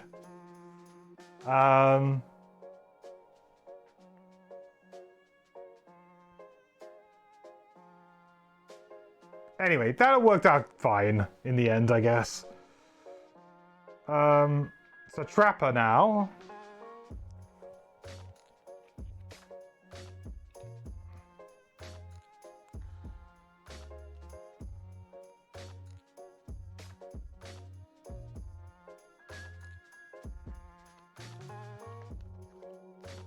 I can place traps in hexes with loot tokens, right? Because loot tokens are not considered to be occupying now. It's considered to be empty. So maybe I just put them there, and they kind of have to go all the way around. Sure.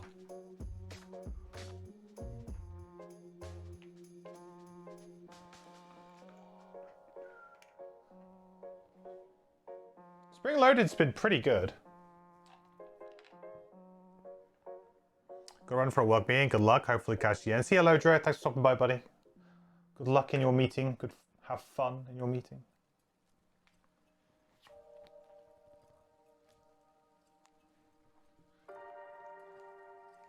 All right, trappy traps.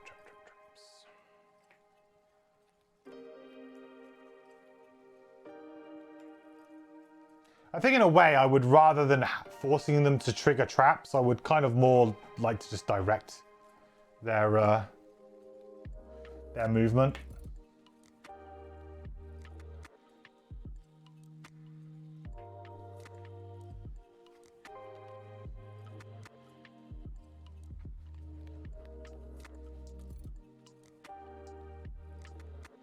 There's one dangerous satchel.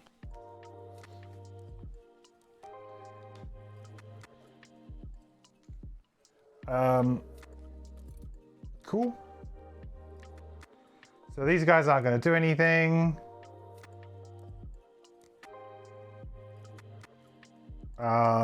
This one's not going to do anything. This guy's going to attack everybody though for 3, which is kind of shocking. So Deep Wave first. Or as we know, we knew it was going to be a ×2. So that's 6. I think we can probably shoulder 6 right now. We've got a lot of heal potential. Then it's going to be Orphan. Miss. Then on Trapper, +1.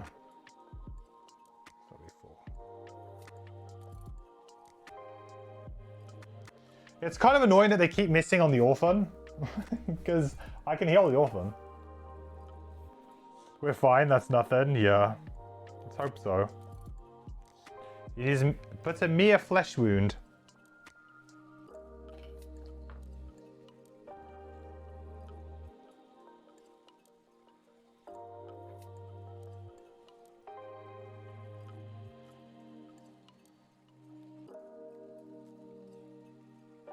Didn't I not press OK? I thought I did.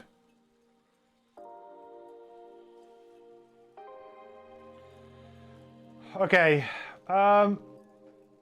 Yeah, we kind of need to get this going, huh? I hope that once we destroy those, maybe all of these monsters just go, oh, we believe, and they like reprogram. That would be neat.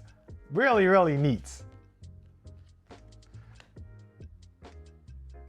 Hey, Isaac, do you know what would be cool? It also makes the scenario kind of weird because it goes from being like a kill the enemy scenario to kill some, but not all, because you want your own little robot army. You know? It should kill some, but not all.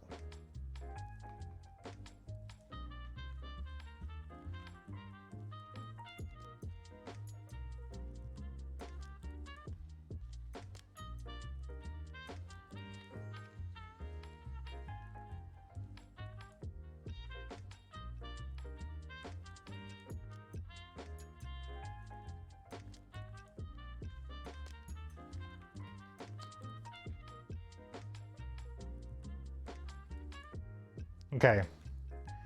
Orphan. 1. Heal 2. Unfortunately, not needed.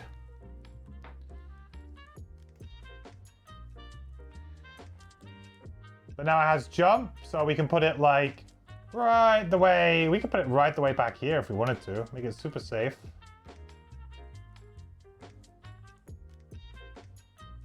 I guess I don't want to make it too far from the door, though, maybe.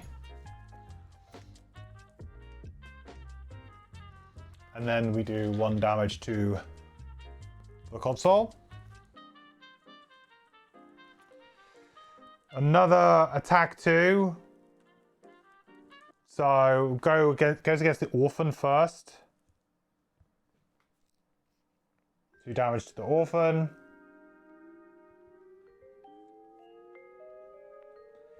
Then the Deep Wraith. 3 damage to the Deep Wraith. Oh, Deep Wraith getting crushed. Then Trapper. 1 damage to the Trapper. Scary times.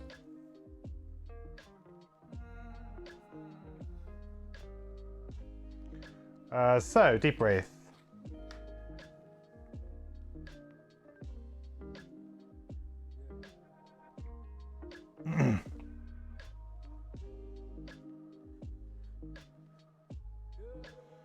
It says the Black Knight from what movie? It's Monty Python's Holy Grail, isn't it? Isn't it Monty Python?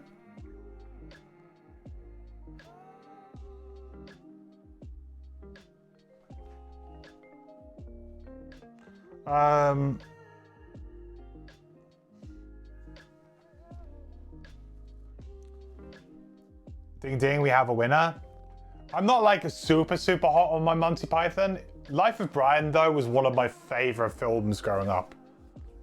Life of Brian, it was a real family favorite in our house, and we used to watch it whenever it was on TV. Like, it was the kind of thing that around Christmas time was on TV as well.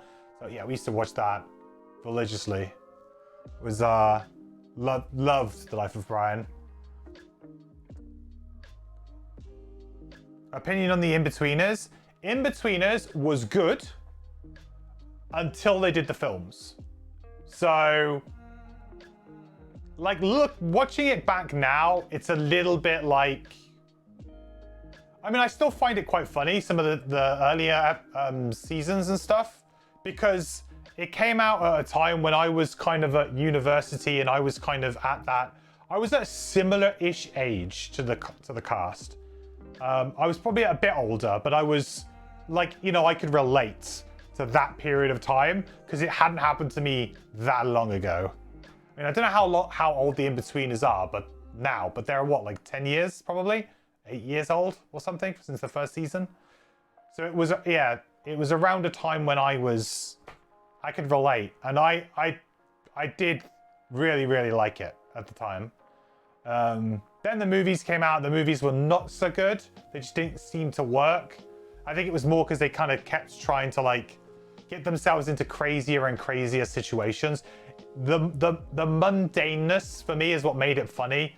The going to school and dealing with like everything that happens at school. Like it's so relatable if you went to school in the UK that it's just a home run. All of those kind of like teenage dramas of being like, 16, 17, trying to like buy alcohol and failing miserably every Friday night, pretty much. Like, it's very accurate. But the films weren't so good, and the humor has not held up amazing, I would say. It's okay, but it hasn't held up amazing. But I haven't watched the American version. I heard the American version was really bad, the first season at least. I don't know if they did any more, but I heard that it really just did not work. And I wonder if that's just because of the cultural differences. Because The Office, I will argue that I think the US Office is better than the UK Office. The UK Office is very, very good. It is comedy gold. It is lightning in a bottle. But it is only 2 seasons and a Christmas special, right? It's very condensed and it's incredibly well written and it's very good.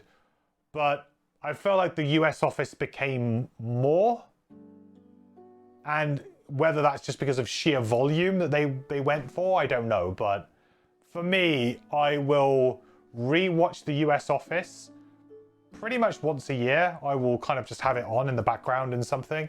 Whereas I think I probably watch the UK Office maybe once every few years, if that. And even then, you've kind of done it in a week and it's done. And like the character arcs are very like, you just basically, the characters are what they are. They don't develop much because they don't get given enough time to develop. So it doesn't really kind of get there.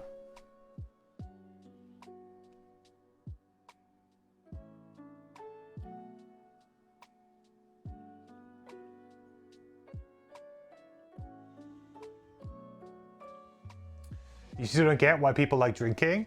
I think it's more of a, like, it is something that's phasing out of like popularity. Regularly in polls and things now, you will find that the amount of people who would consider themselves regular social drinkers has declined quite a lot in the last 15, 20, 30 years, something like that. Like, it is a declining trend that people drink socially. So to me, it's like, I understand when people like, I don't really understand why you drink. I drink because I really like the taste.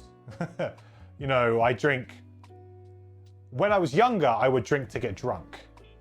Now, I kind of drink and wish I didn't get drunk because I enjoy the flavor and taste of beer so much that I would rather be like, I'd rather not have that side effect to it. So it's like you change your opinion.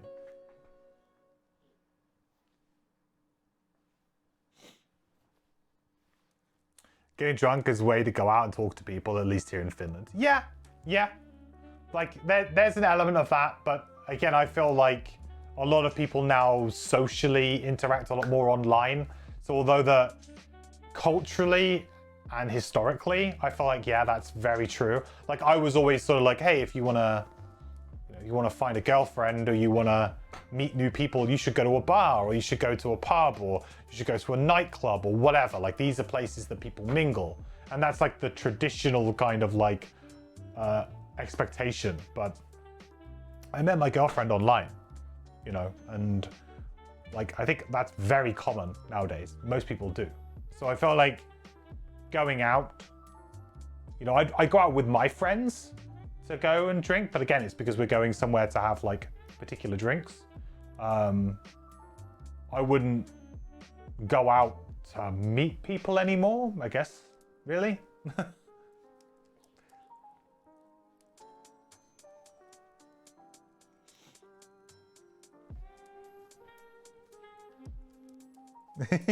But I get it. Like, I think some cultures are more one way or the other.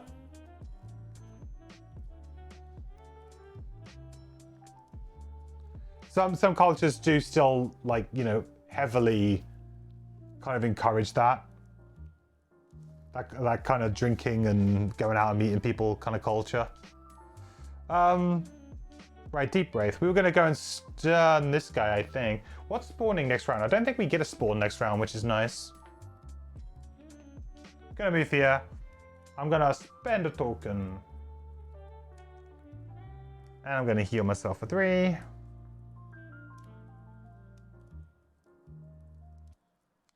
Then we're gonna attack for 3 with stun, make dark 1 XP. Would be nice to not constantly get redundancy with what I do, but... Oh, he has shield too? Oh, wow. Okay, well, then I guess we don't do anything then. We do no damage. But he is stunned at least, I suppose, which is something. Didn't realize he had the shield too. But, I mean, I wouldn't have changed what I did here. I doubt. I guess I could have cursed. Yeah, it's probably not worth it. It's probably better to just get the stun in the dark. And of course that 1 XP, that sweet 1 XP. Yeah, a bit of an underwhelming round, that.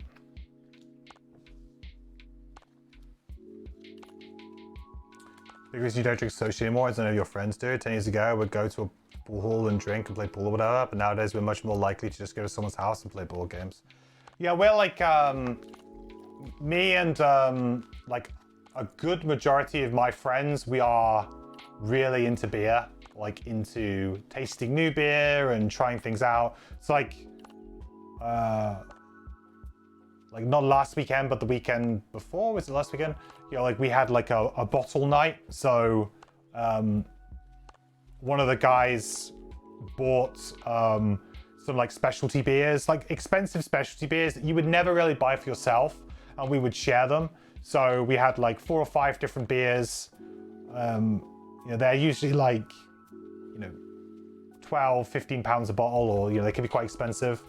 And we just split the cost. And so we all have like, you know, maybe like a quarter of the bottle each or whatever. There's about 4 or 5 of us. And usually they come in like, depends on what you get, but I think they were about either 750s or close to a litre, I think. We sort of split them, share them. And of course we drink other beers too, and socially hang out, but yeah. You'd probably be a bit more into beer if you had actually good beer there in the States. Importing good beer is way too cost prohibitive. Yeah, I'm very lucky in the UK that I mean, even in my hometown where I live, which is a quite small town, there's a brewery, which unfortunately decided to not open their tap room, which was really upsetting. But there is a brewery, a well-regarded brewery, at least locally. And then there is a like a micro pub. So they have their own set of beers that they brew at their brewery, which isn't here, it's somewhere else, but it's nearish by. So they brew there, and then they also get loads of guest beers in. So, and they change the barrels pretty much every single week, or at least every other week. So there's always a good chance that I can go in there like on a Friday or Saturday and always be able to get like 1 new beer that I've not seen before, which is really cool. It's expensive, you know, you can't really afford, like, you can't really afford to sit in there all night and drink. But, you know, if you're just after like, oh, this is something new and interesting, it's good.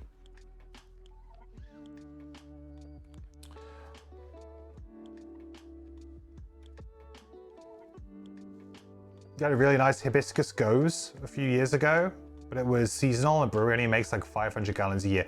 Goes is one of my favorite beers, actually. It's one of my favorite types of beer. I really like my sours, my goes, and I like my wheats as well. Very much into my Hefeweizens. So yeah, Trapper move two. I think we'll put should we put a bless trap down there? Sure. Trying to think of like what's a good way of kind of still forcing these guys to kind of into awkward positions, maybe.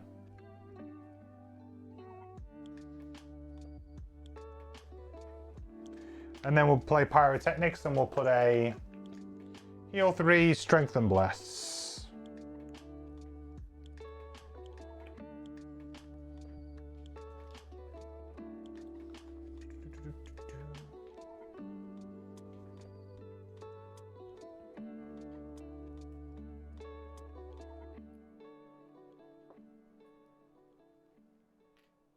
There is actually a beer that I would love to be able to get hold of here. That is, I had it when I was in Norway, and I cannot for the life of me find a shop here that sells it or imports it. It is a Swedish brewery, I believe, and the beer is called Bianca Space Jam. And it's by a brewery called, I want to say Apollum or something like that. It is the nicest, it's the best beer I've ever had. And I had that in Norway at the Mikella brewery.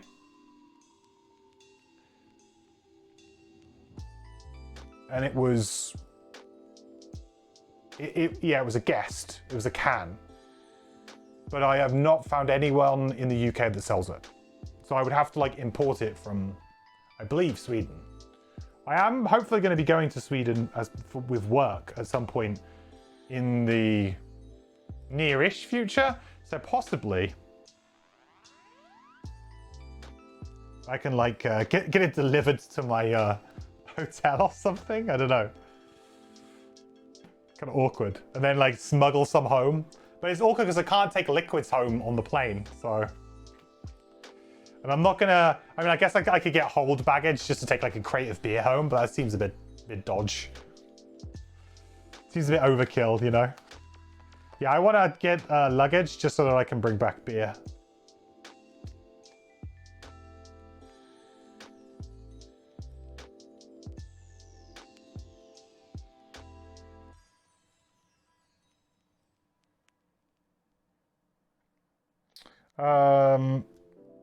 Right, these guys have got to go now, right? Move 1, 1, 1, 1, 1, 1, 1, 1, 1, 1.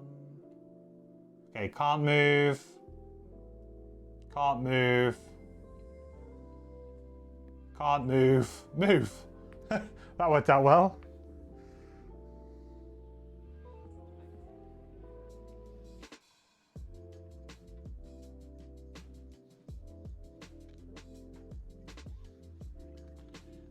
Okay, so this round then, we know we have to survive at least a couple more rounds in this room.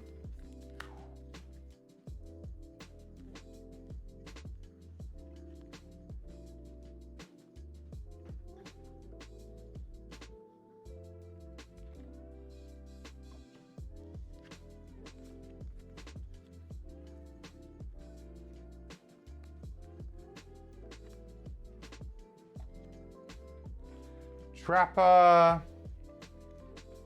We're kind of just treading water, really, with the Trapper.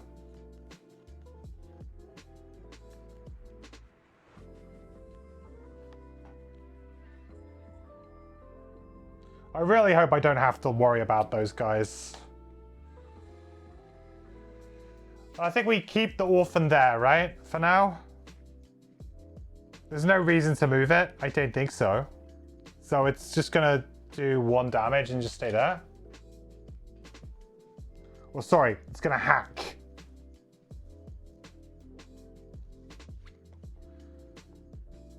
Oh, kind of awkward that they're all going after, huh? Guess kind of is what it is. So we'll do Crushing Darkness. We'll do one of these. We'll attack for 5 with Curse.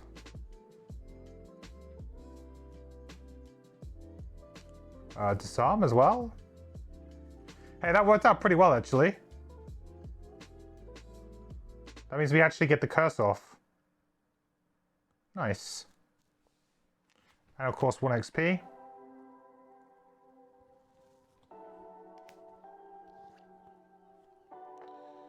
Now, do I need to move or anything? I don't think so.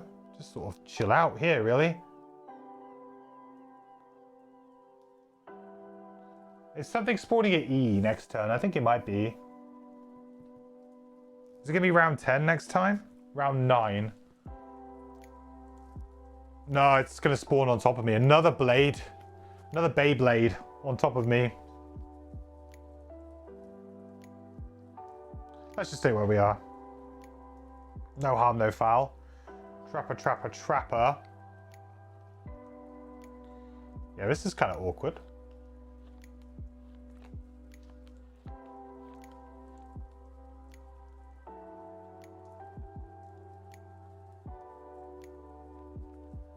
I guess I could make Mega Bless Heal Trap.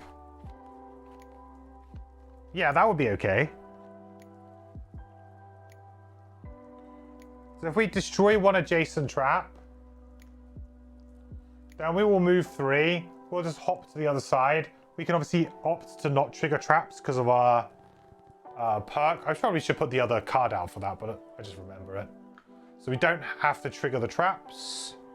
And then basically add it to this. So this is now a double bless trap.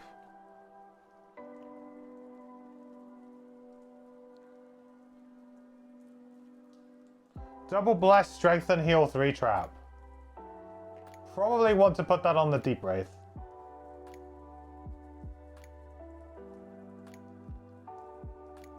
It's stacked too high. And then I guess we can just attack it for 2, right? To save us an attack on the next turn. Sure. We might even get one of these again. Okay, 1 damage. Just would have been nice to get a trophy there, I think. Going into the next room with only 1 trophy feels a little bit off.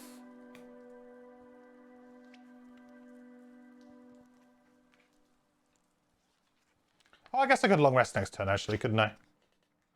That's an option.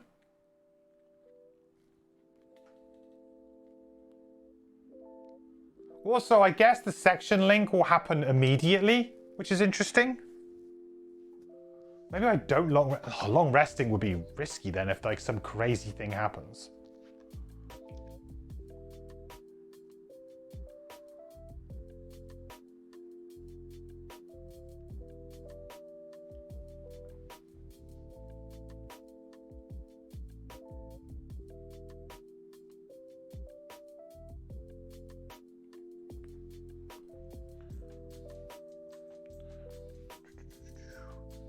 B and D.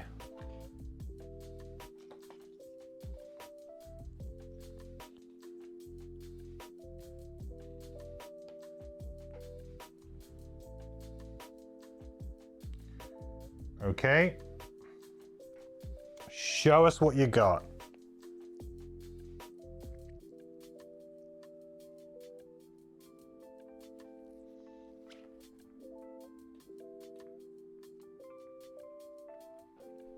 I think do I long rest on both my characters in trusting that something good is going to happen here for my team?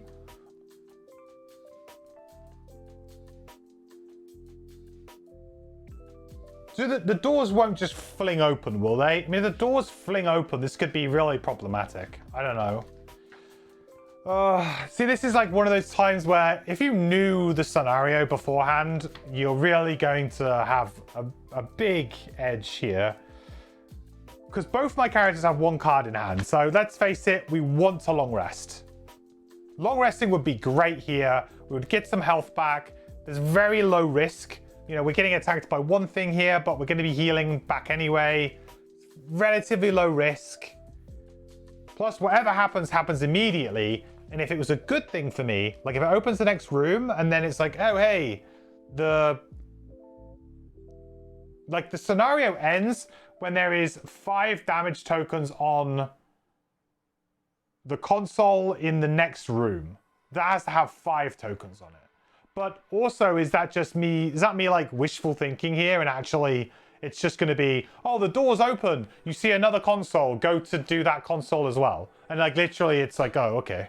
And then there's a bunch of enemies in that room, and I just get screwed. It'll be fine. I don't know. Don't worry, we won't lose scenario. It's not like some a-hole jinxed it or anything. Hmm? Yeah, not at all, Swordy, huh? Not at all. Because long resting is a great situation here. I'm going to long rest. I mean... I need to make sure that I have the right cards going into the next room and items. That's tapped by now.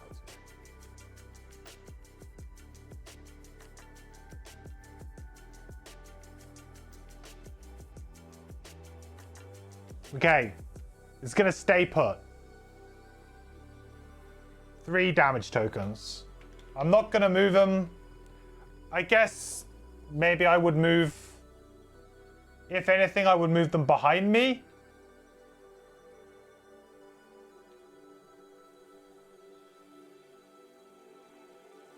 But no, I don't think I'll do that either. Just leave it there.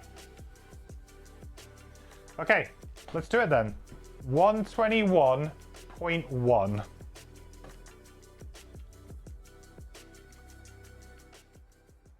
Well, it's fairly short on Fortella, which isn't a good sign for me. The waves come, and you strike them down. You heave yourselves up, muscles drawn and wasted, pulling at the very dregs of your being, and you swing, dropping more and more machines. But still, they come. The doors to the final tower fall open. Just a little longer. Yeah, it's not great. It's not great. It's also a case that I'm going to have to somehow get every tile on camera as well. I probably should have boosted my camera up today, but I didn't know that this was what's going to happen. I might be able to do it slightly. Yeah, this is going to be awkward. So it's not particularly great for me. It's basically do it again, but for another 5 rounds. Okay.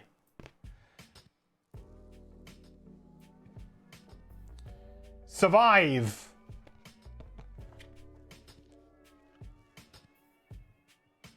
I will say though, this is a pretty interesting take on the survive X number of rounds type scenario. I kind of like it. I like it more than some of the ones in Gloomhaven, that's for sure. They were just very meh.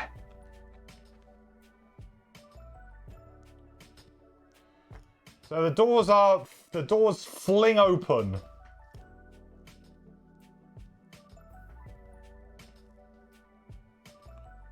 How am I going to do this? I'm going to have to like move all of these cards kind of completely off to the side. It's going to be, yeah, difficult to show you guys everything without me adjusting my camera, which I could probably do. Give me a second.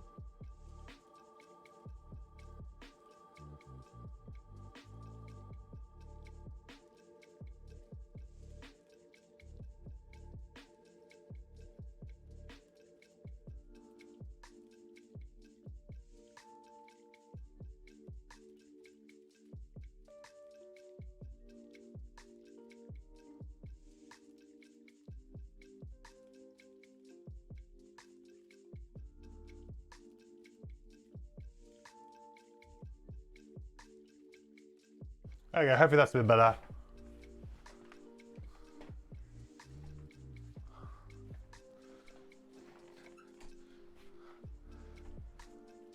Okay, so I'll probably have to...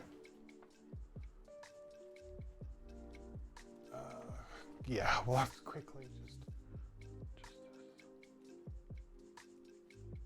Ready?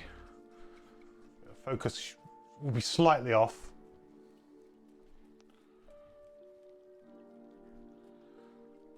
Right, let's get them on then.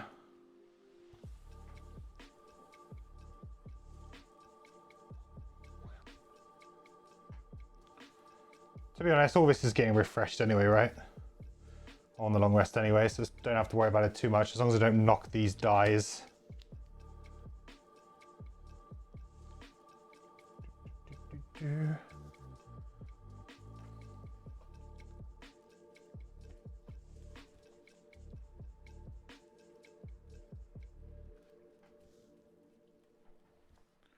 Anyway, plenty of space.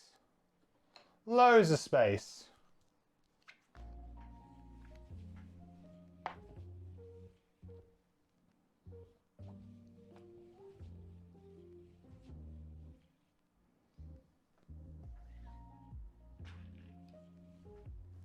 Probably even put some items down here, probably.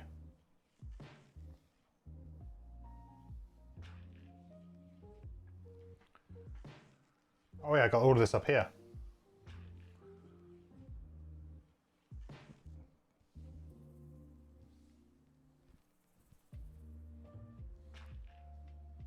Easy.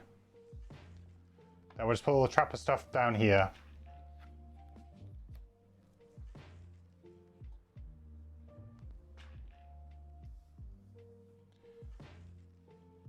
Yeah, I don't usually like having the camera this high because it makes it a bit harder to read like things like the items and stuff, but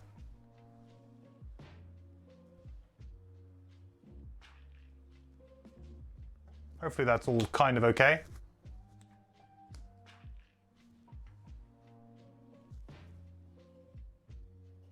It's pretty good. Obviously we've lost the app.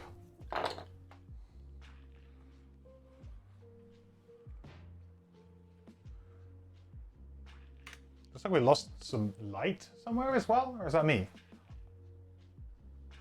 No, it's probably... No, I don't think so.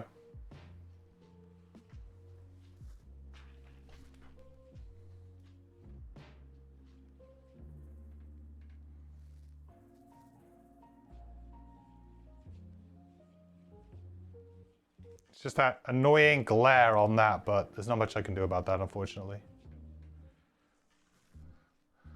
I'd have to take out several lights for that. Okay, so this is the setup. Not too bad.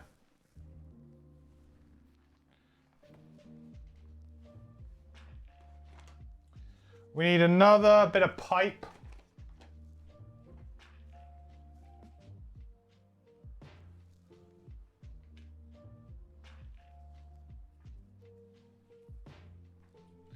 Another control console.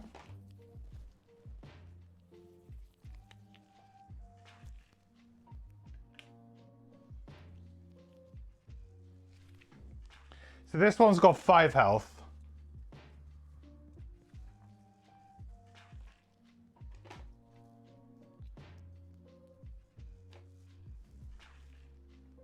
Not too shabby.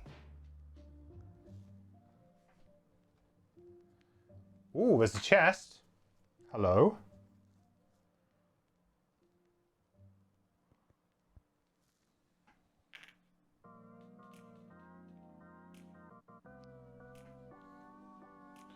Unfortunately, though, there are 2 automatons. Because, you know, automatons.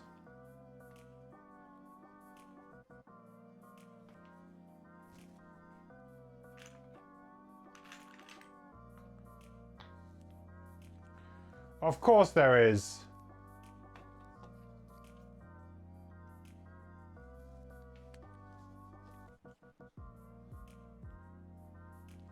These guys are no joke as well. They're really quite dangerous. I do not like... This one was this one. Yeah, nearly in the corner. I don't really like the orientation that they've got the book either. I guess I can double check it my way. Yeah. Probably my fault for setting the scenario up in a wonky way. Okay, so Orphan's gone. Bolt shooter, we only have one guy here, so that's fine. We ignore him. Blade spinner is going to get to go. It's going to go 1, 2, 3. This guy's just going to sit here and it's just going to attack my deep wave for 3.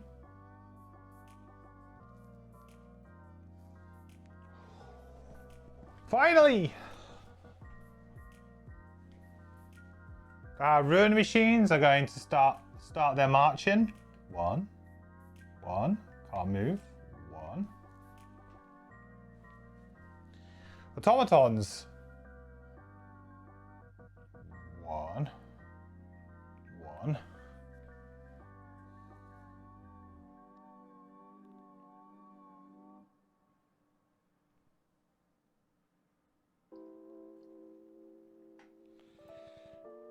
So long rest.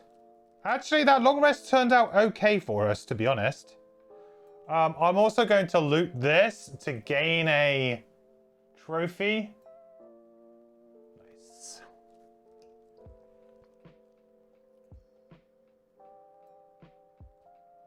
Have we only looted 1 loot token so far this scenario?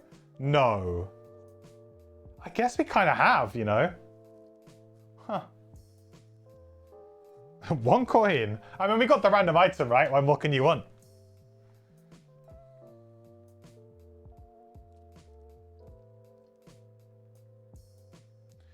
So Trapper. I think they're just gonna spawn ruin machines pretty infinitely now. So that's kind of like what's happening. So I guess we put a 1 damage trap like here.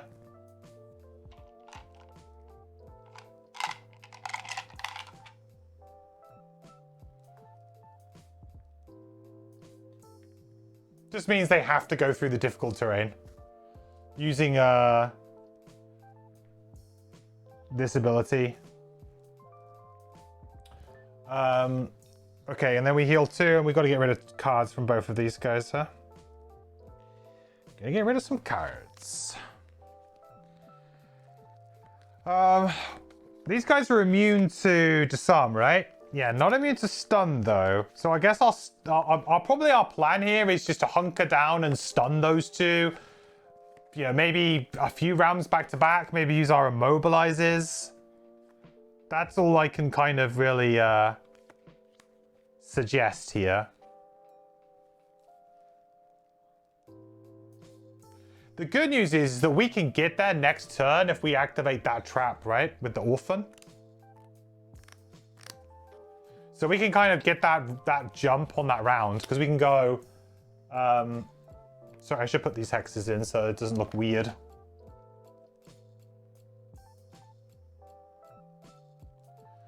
So you can go 1, which adds another +2, so then it's got 4 left with jump.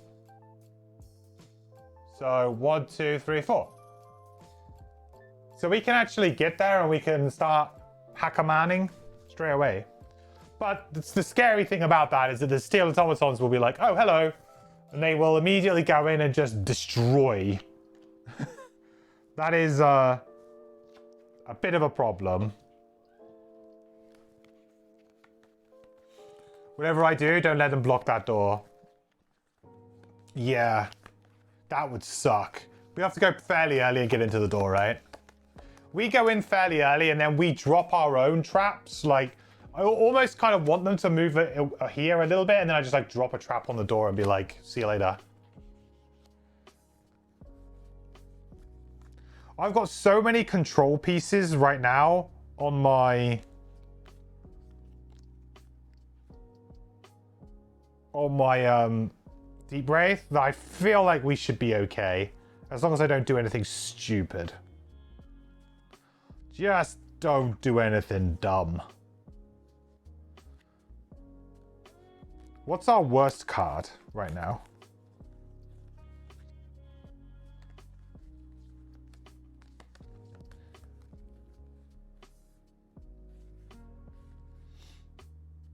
Honestly, probably the heal on Lion Weight, but you know, heal 3 is like 1 attack in this situation.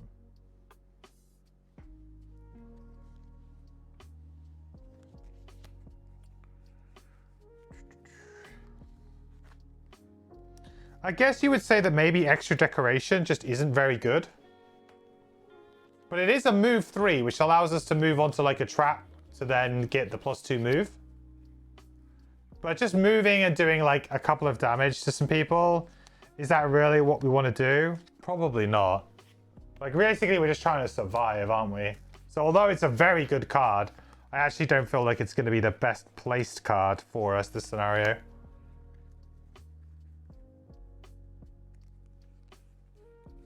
Okay, that's good. That's Deep Wraith sorted.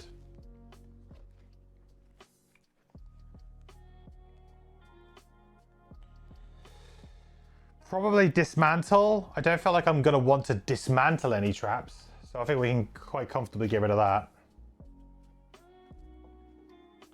All right. Next round then. Oh, no, wait. The automatons have to go, right? Because we opened the door. They've gone, they've gone, they've gone. I haven't done these guys, I don't... Or did I do these guys? No, I did do them. Yeah, I did do them. Yeah, I did. Yeah, we're good.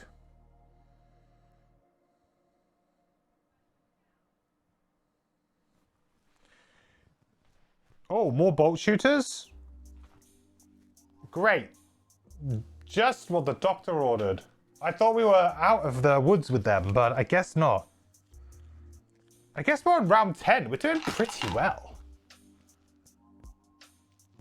11 is blade spinners, and then 12, 13, 14 is just going to be ruin machines. So, realistically, this isn't that bad.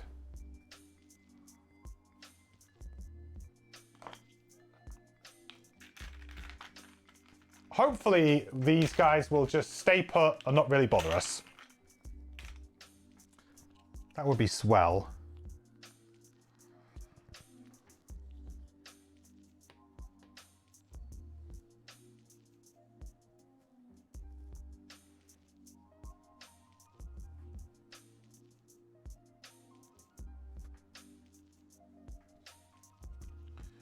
Right, so we know that we need to get gone, basically. We are leaving the building.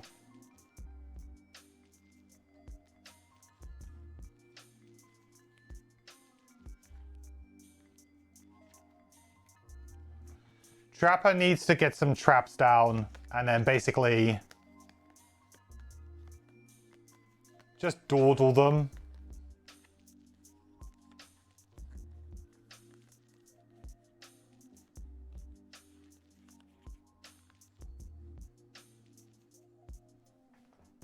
Because if I can force them to go around this... Well, actually, do I want to force them to go around this way? Yeah, I do. Because then I just put more traps that way and then I just basically trap them in. I could just loop them for ages. Yeah, I think so. Right.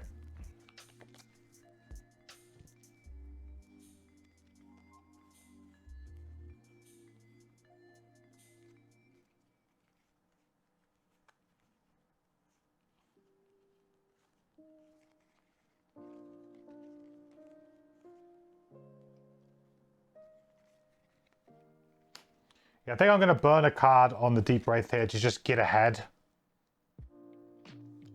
We're going to do a big zoom. Yeah, so on the Trapper, I think we will go in, make traps. And then on the Deep Wraith, we will zoom in. But before we do that, we'll just get a cheeky curse off here. Just, you never know. Might come in handy later.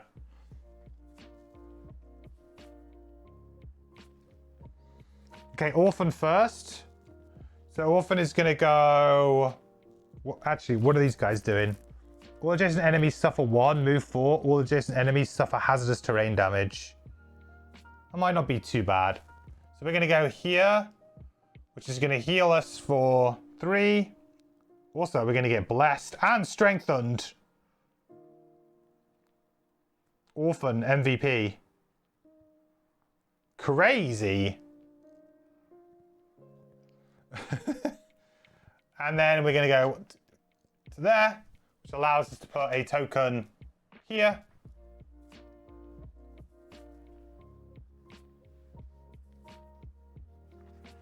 Then we will use honeypot bottom. We'll go 1, 2, 3. And what I can do is I can place the heal trap behind me, which seems pretty reasonable. Which still counts as a negative hex, mind you. So the enemies are like, oh, great, we can't go that way anymore. So we're gonna have to go all the way around. And then we will use dangerous ground to try and get some traps out that might be useful against these guys at least.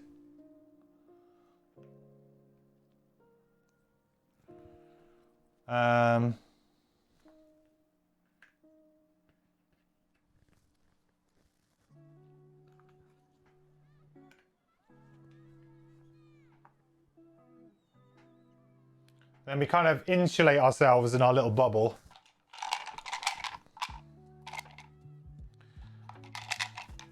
I'm getting flashbacks to that other scenario, which was the same kind of deal, except we had to... That scenario where we had to stop the ruin machines from getting to the console or something. Reminds me of that one.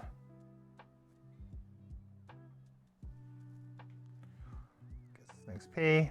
Unfortunately, that means that we don't do our battle goal.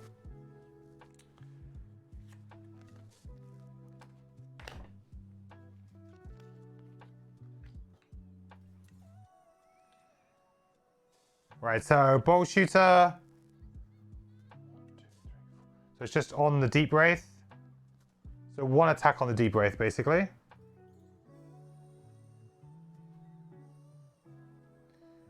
Two damage.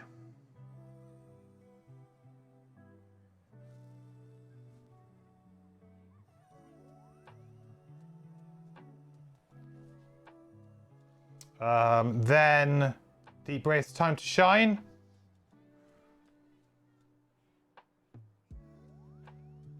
So first thing we'll do is we will curse number 6. Hey, why don't I have him? Oh, he's down here. Mr. Beyblade.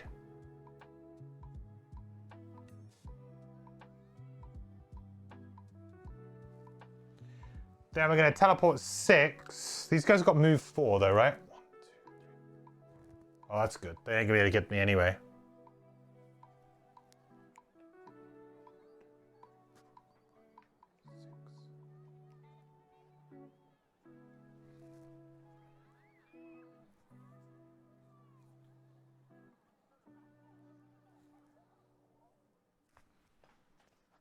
Burn that.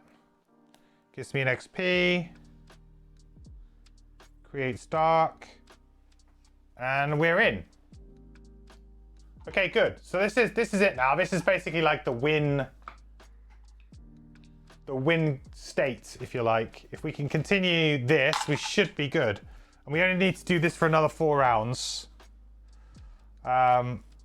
So ruin machines are going to move 3. So now they can't move this way. So they're going to go back the other way now. So it's going to go 1, 2, 3.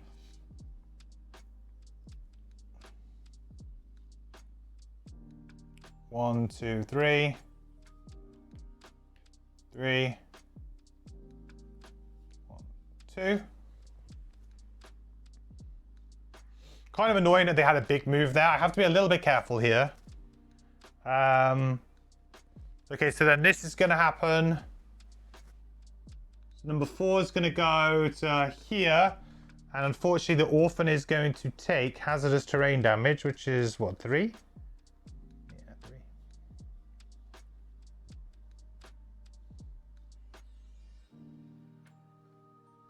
Not much I can really do about that one.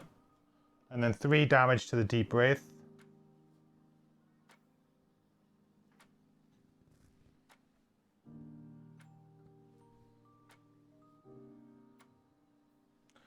Beyblades are a bit weird though. So they're going to focus on the enemy furthest away, which is going to be like Trapper, I guess. But basically this is going to go 1, 2, 3, 4.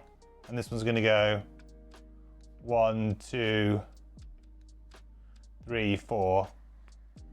That's about it.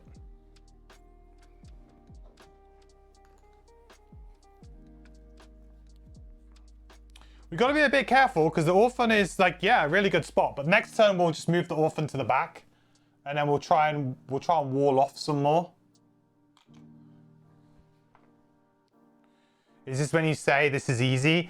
There's still a situation here where we could lose, where like if the enemies draw a very particular run of ability cards, we could still get ourselves in quite a bit of trouble. But the good news is we have a very good amount of items left to use on both of our characters. So I feel pretty good about that. I've still got Wild Growth Seeds, which, you know, I could have actually used Wild Growth Seeds to obstacle that up and then gone forward that way. But that would have given me a heal trap here for the Deep Wraith potentially, which could have been interesting. But it doesn't matter massively, I don't think.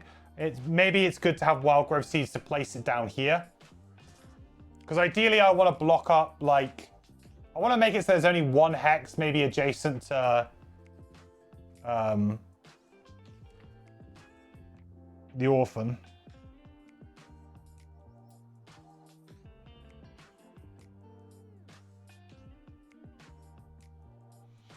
Okay, next round. More blade spinners. Whoop whoop.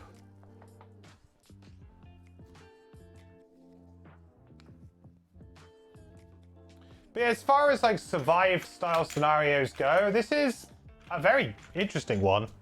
It's much more interesting than some of the ones in Gloomhaven, you know? It's like, this is how you do a survive scenario right, because it's interesting to have to move between rooms and have to interact in ways in those rooms, rather than be like, okay, here's one big room, protect the middle of it, or stay in the middle of it. And that's all you have to do for X amount of rounds. Like, that's very basic. This actually has had really nice interplay and also had an opportunity for our Trapper to be the hero with Spring the Trap as well, right? Spring Loaded. It gave us a good opportunity to like have a nice hero moment on one of our characters where, hey, we've got a card that we don't normally bring that's actually going to work really well in this scenario. Let's do it. So I think this is yeah, a really good scenario.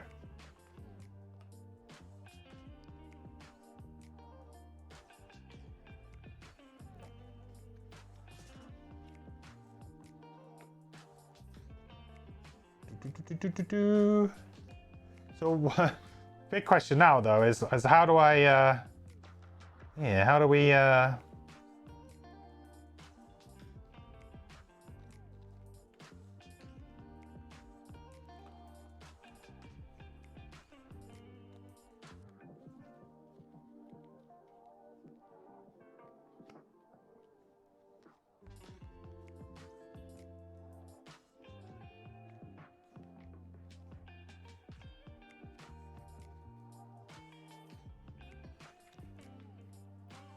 guess I didn't really care about the wound. Yeah, I think we want to immobilize with Skewer Flesh that guy and then kind of bounce over. I might short rest actually with my Trapper, because it's just so important for me to get traps out right now. And the fact that I don't actually have any really good trapping cards, bit of a problem. What I'd love to do is like trap off this and then this, because then it's like, where do you go? You know, they really have no path to get us.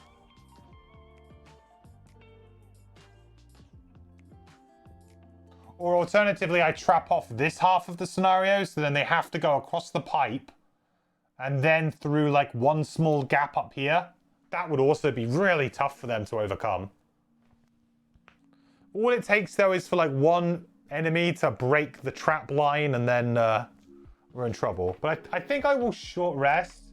But the problem is if I do that, I suppose I'm getting rid of Honeypot. That's it.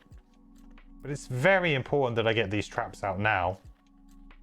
Because if I don't, and they have one more turn of moving, it could be quite difficult. So I'm going to short rest, even though I've only got 2 cards in my discard, and just hope that I get rid of Honeypot. God, I said it, you're off the hook now. I don't know, Swordy. There's, like I said, I'm not one to count my chickens, especially in survive scenarios, because I've lost very close to survive scenarios before. But it could well be that, you know, spring loaded, that extra, it saved us 2 turns, right? A turn getting from this side to this side, saved us a turn there. And it saved us a turn getting from here to here. So that's 2 turns saved, which is pretty big.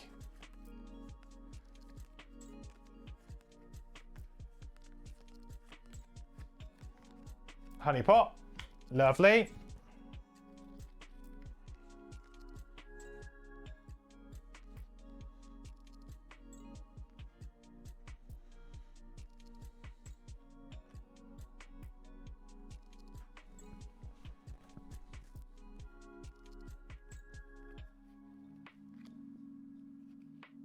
Okay, let's give it a go.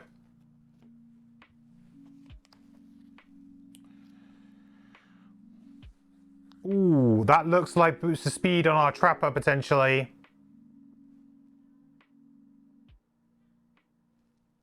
Yeah, I think it might be.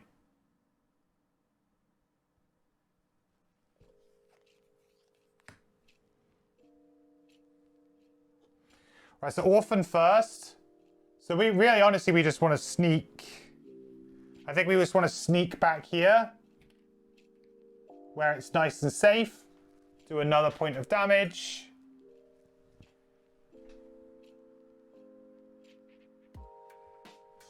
Deep Wave time.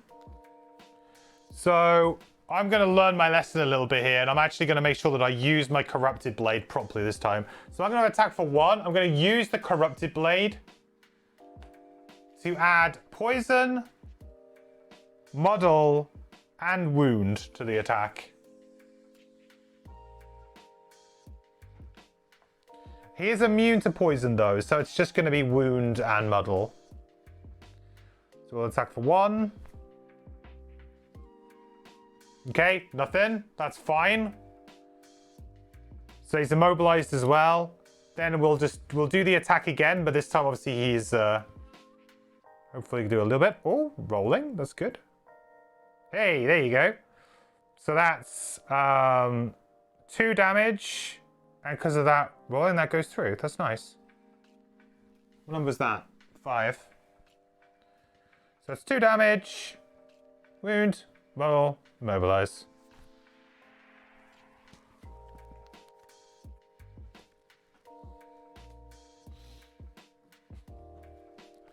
But where is the honey? No honey. And curse, thank you. Yeah.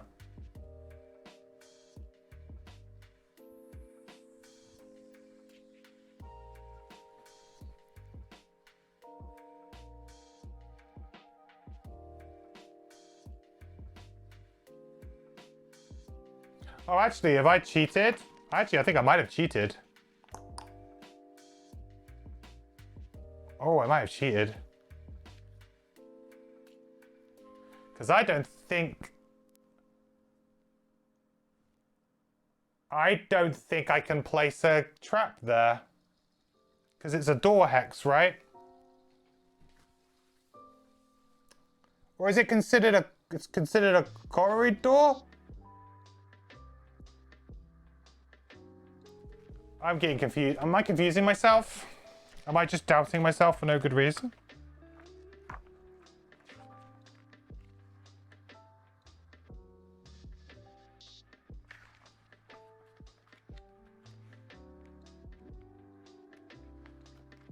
Sometimes I just doubt myself.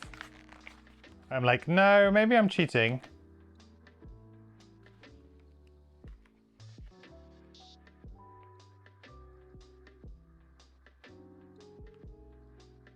Okay, no, it's considered a corridor. I think we're good. It's the fact that they use the weird door overlays that confuses me. Yeah, it's because of these things. That's confused me. Because it's like you put an extra tile on, right? But it's just because of the scenarios. Like, hey, look, this scenario's got nice fancy metal doors. Instead of putting them on the other side of these hexes. Which is kind of weird. Yeah, I'm good. I'm good. I haven't cheated. We're good.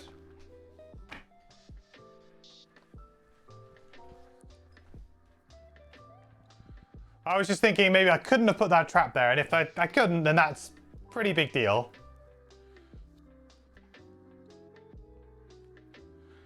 Okay. Our other card is we were just going to teleport away.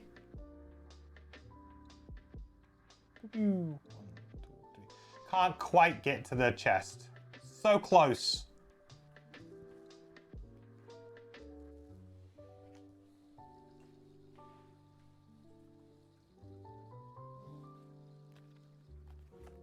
How's War Tales fared for me? I actually haven't played War Tales since I played it on stream. And it's because, I said this before, I really want to play it on stream and pick it up from where I left off with you guys. I don't want to be playing it off stream. It's really weird. I have this, like, I get this with certain games, and I get this sometimes with certain things where I don't like to do them off stream or in certain situations. And I just haven't played it since. Which is a shame because it's a damn good game. And I should be playing it more.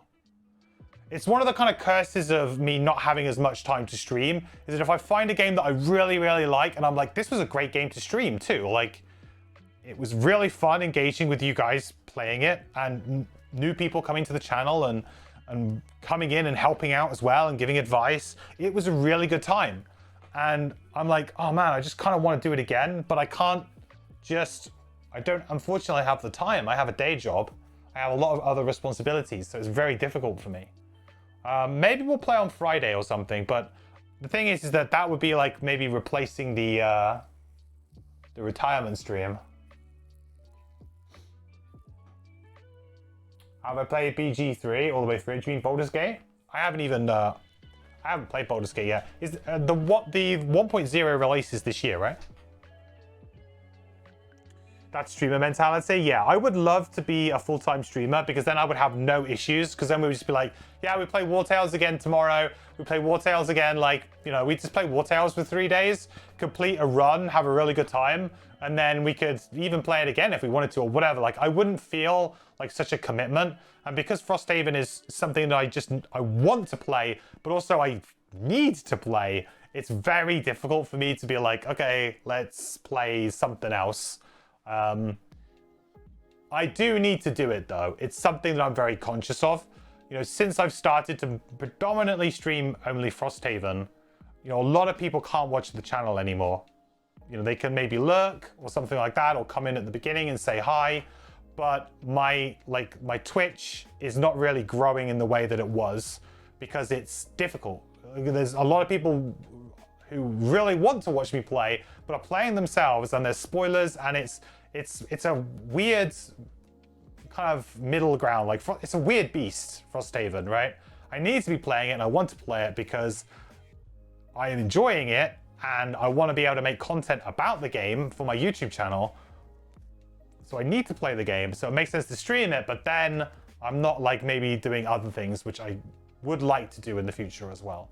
I have to be very conscious of the fact that Frosthaven, if I allow it to, will completely take over my life. And it kind of has for the last like 3 months. And, you know, it doesn't look like any sign of it slowing down. So I have to be conscious that I might need to start like just slowing down a little bit with it. Because also I don't want to burn out on the game either. That's the other thing. But it's, you know, it's kind of like the curse of being a content creator, really.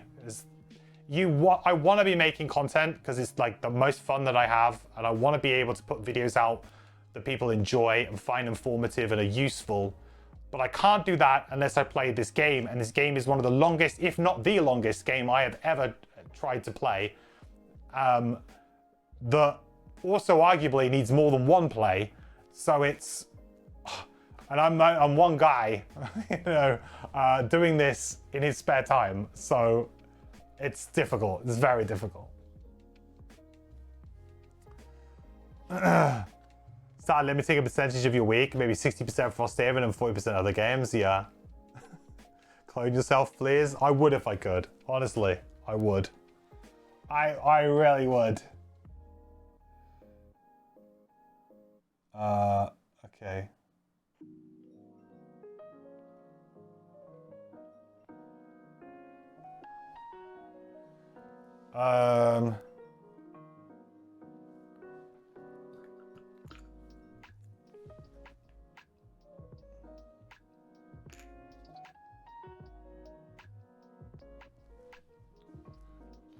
Bless, blessy, bless.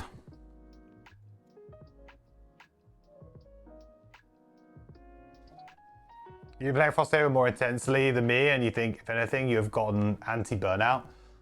The thing is, though, is that there's a lot that, like, I said this before, like, if I wasn't streaming this game, I would probably have more fun playing it, the act of playing it, because I would be concentrated purely on the game. I'd get through scenarios quicker. I'd probably, you know, I wouldn't feel that pressure that comes from, because I'm not worrying about just like how to win the scenario. I'm also worrying about, you know, how does it look on camera? Is everything happening? You know, are we, you know, is everybody having a good time? Are we having, you know, having good chat with you guys? Like, there's a lot of other things that kind of come into the mix of streaming. Like, whereas, like, if I'm playing a video game, I don't have to worry about, like, rules administration and, you know, setting things up before the stream. I have to, you know, every stream, it takes me, you know, close to about half an hour to 45 minutes every stream to set up the scenario before I start. So, you know, basically it's an entire evening's endeavor that takes a long time. And, you know, I like doing it. I wouldn't do it if I didn't, but it's one of those things where it's like, it's easier to burn out because I'm not necessarily burning out on the game. I'm burning out on the process of streaming the game, not necessarily the game itself. Does that make sense?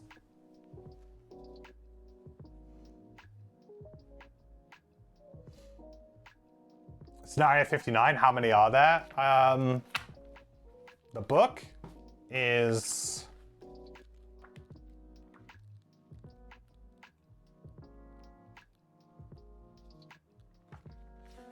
$137. And we've done, what am I on? Like episode 37 or something on the YouTube? 38, maybe? So, and let's say we've had to, there's been at least maybe 5 episodes, I would say, of duplicate missions. So we've probably done close to about 30 missions.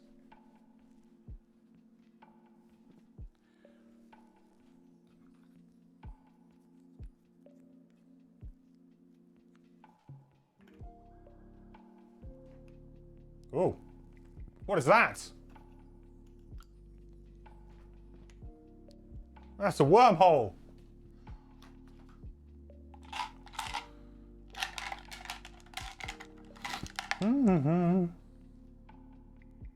Streaming can be a passion as well. Oh yeah, I absolutely, I adore streaming. I love it. But it's, it does take a lot out of you.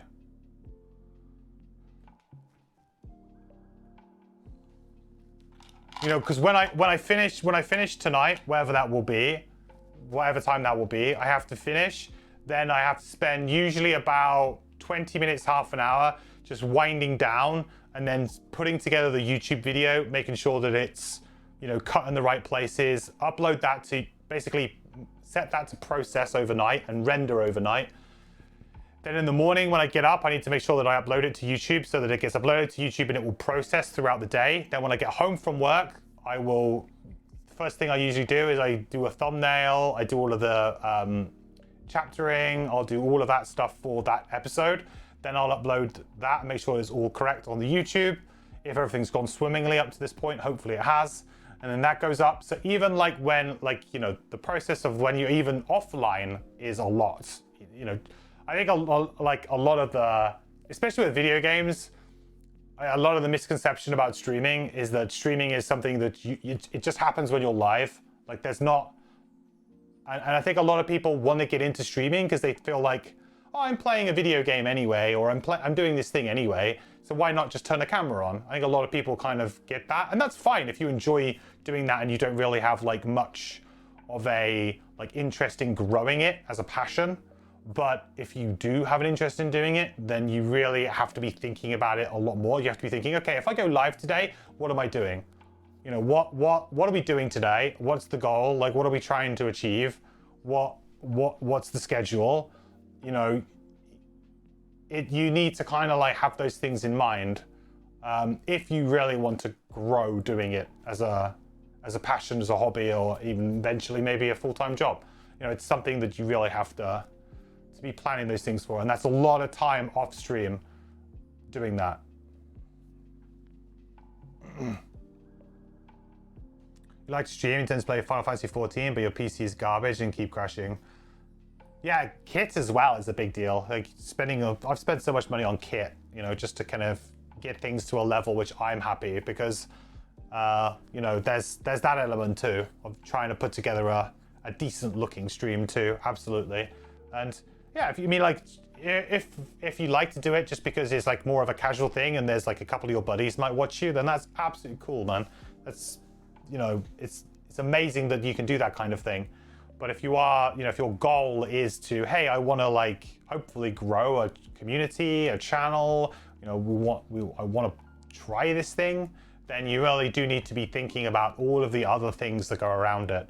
You know, like creating alerts and things like that. Like I would love to be creating like more channel emotes and stuff for you guys all the time, but that's like time that I would take away from either my own personal downtime that I need to recharge or socialize with people. I have to take time either away from that, or time away from making a video, or time away from doing, you know what I mean? It's like, it's a constant give and take that you have to kind of work things out. And, you know, I would love that one day if I could make this full time, and then we can be like, great, now I do have the time to be able to like dedicate blocks of time to certain things and really improve in certain areas, the stream, the videos, everything, and have a regular content schedule of different things. What if someone in my community or making the emotes for me? Well, that would be cool if someone could. Yeah, I'd be down for that. That would be incredibly helpful. Did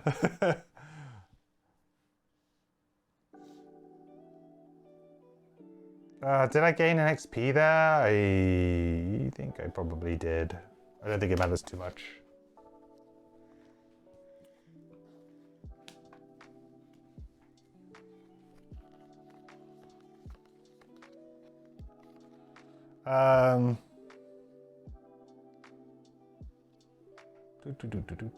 So we're all good here. We're all good here.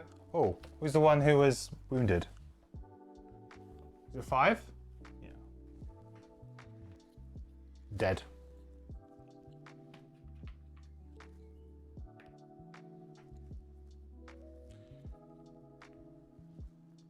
So they're gonna move 3.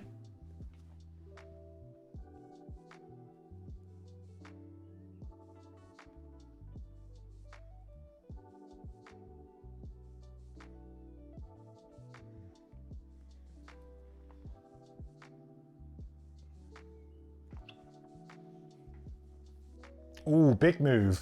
That's kind of scary. Move 5. A little bit scary. Oh,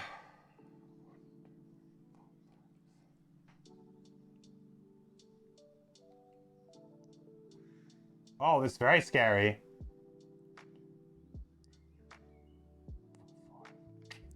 Yeah, not good. Actually managed to get through, huh? It's kind of hoping that I would stop that from happening. I didn't want another monster. What's that? Attack 2, make fire? Yikes.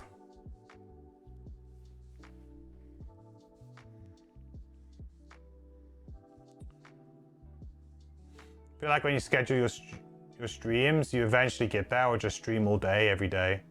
One of the streamer just came online. He started his second channel a few days ago. Yeah, like that can like. I don't think I would ever go to a second channel unless there was some sort of particular thing. What happened to the crack redeem? What happened to the crack redeem is this. This happened to the crack redeem. It was using parts of this setup to make it happen, to make the magic happen. And because I'm now using it to create this, it can't happen. So that's the main reason. Also, the piece of software that I used for it ended up breaking my PC. It actually corrupted my Windows installation. So that was fun when that happened. He will come back in some way. I'm sure he will. But it was, it was, in particular, was a way of doing it that I could probably still make it work, but it would be, it would be maybe a bit tricky. You enjoy Crag? I mean, I loved him when he turned up. He was great. He will be back. Don't worry. He will be back. There are plans to bring him back.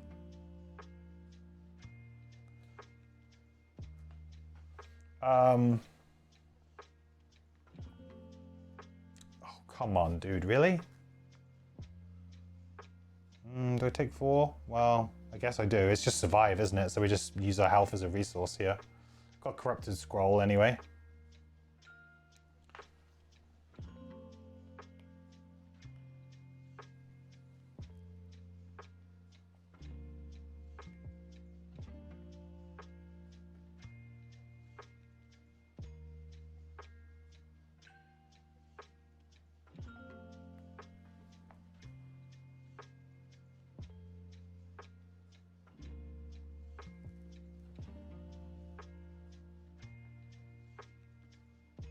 I guess he wouldn't move? No, I guess he would move this way, right? It's always a bit awkward. No, I guess he wouldn't move because he's going to focus here. Yeah, he wouldn't move.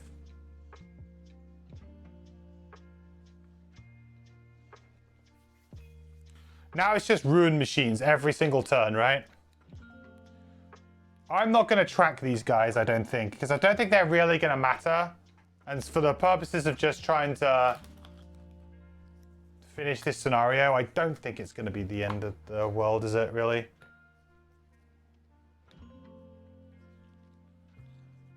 I've also run out of standees. Whoops.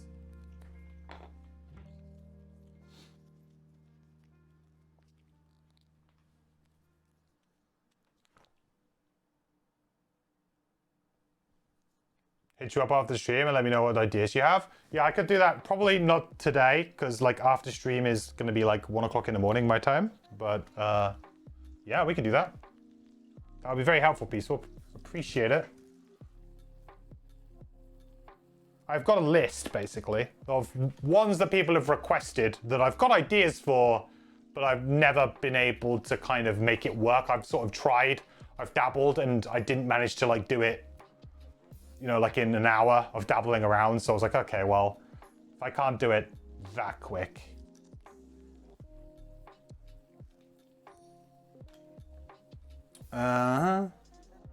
He's coming back. Next party is Crackheart Meteor. Yeah, maybe. Maybe. Maybe not. That's all of them, right? Did I not? I probably need to place another one. I think that's the last standee, though. Oh, no, there's a couple more. Yeah, I'm not going to bother tracking the health of these guys because it's going to be over before it is over. They didn't give you enough standees again.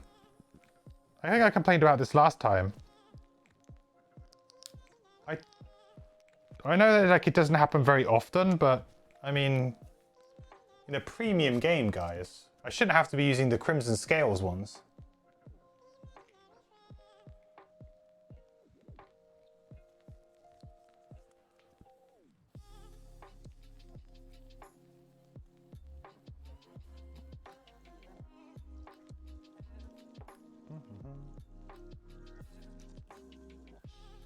Don't bother with Redfall. Game was horrid. I've been enjoying watching the fallout from that that game in the last couple of days. The most enjoyable thing for me is to, yeah, watch reviews of bad games. Well, I am very disappointed about Jedi Survivor, because I did actually play Jedi Fallen Order on my stream. It was between some of the Gloomhaven digital patches, and it was suggested to me, I think, and we just picked it up and played it. And I really enjoyed it. We got quite deep. I don't think we ever finished it, but we got quite deep in the game, and I enjoyed it a lot. And so Jedi Survivor was one I really had my eyes on. I was like, yeah, this could be a really fun game to play. And then obviously all of the PC bugs, performance issues. No, I'm gonna let a couple of patches roll through, see how it is in like 3 months' time.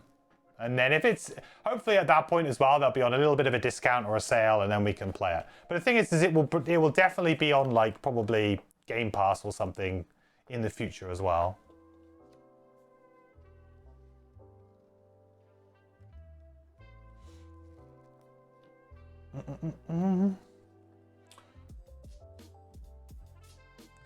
Companies are putting AAA games out like they are early access games. Exactly. Like it's pretty sickening, to be honest. It is not good.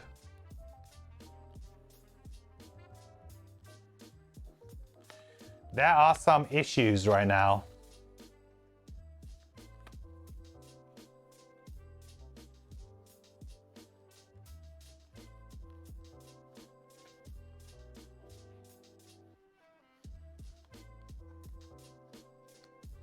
How much health does this Automatons have? Got 15. It's gonna be unlikely that I kill him, right?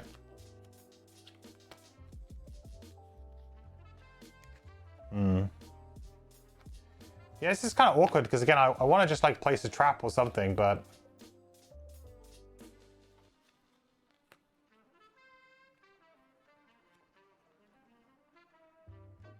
I guess I just sit here and face tank. Right? Yeah, I mean, there's no reason why I wouldn't just do that. Just burn cards and just sit here.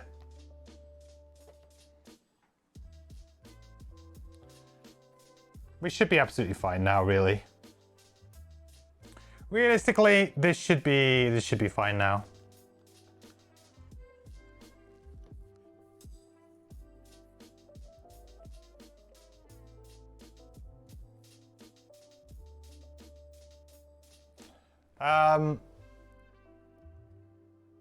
Yeah, I think he stays where he is, right?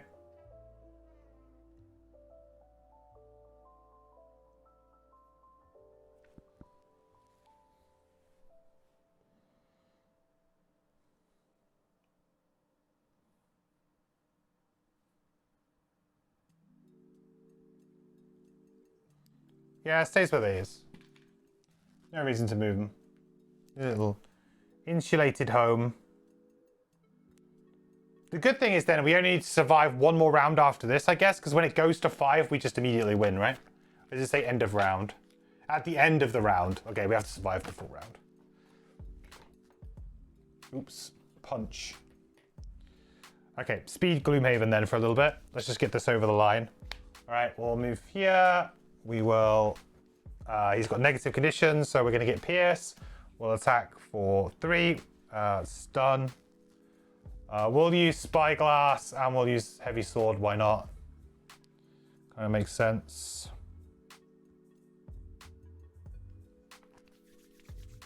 So we'll take the +2 here. Do we take the +2 to do 5? Or do we just do 4 in the curse? Probably 4 in the curse. It's probably fine, actually.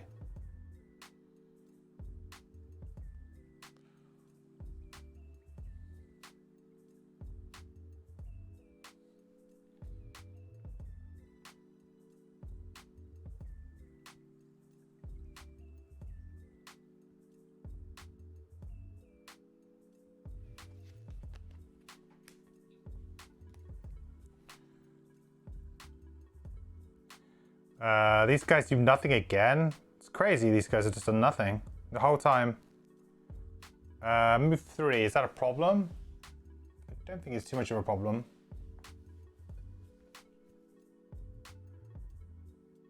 Yeah, this is weird. I guess they would go... They would focus on the Trapper, but I guess they would probably go towards the Deep Wraith here. Well, they just wouldn't move, right?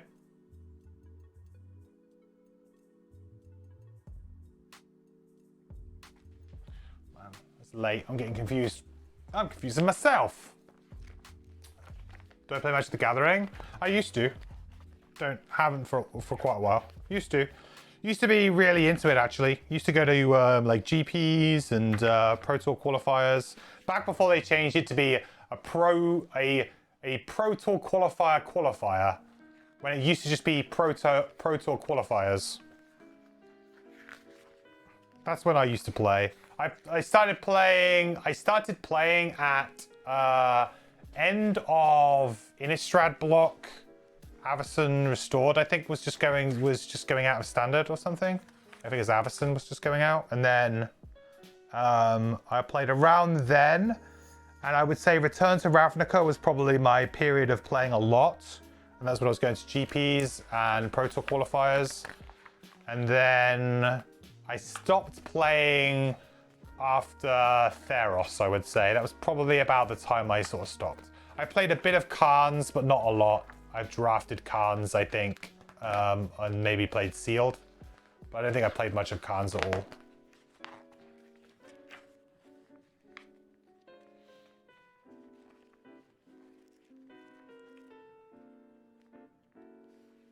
You just got Age of Wonders 4 and it's been running smoothly, even through Proton. Age of Wonders 4 is apparently really good. I've heard some very good things about that game. It piqued my interest. You can run those qualifiers at home now. Yeah, but it's just... I think like Magic is fun, but... Magic was like my gateway into board games, to be honest. I was playing Magic and enjoying it, and then that kind of became an obsession where I didn't really play any other board games. I just played Magic, and I thought about it obsessively. I would play Magic 3 times, like in physical, I'd play it about 3 times a week. I would, we would have like cube nights where I would go hang out with some friends and we would play cube. We would have like practice sessions where we would play test decks and stuff like that with and against each other.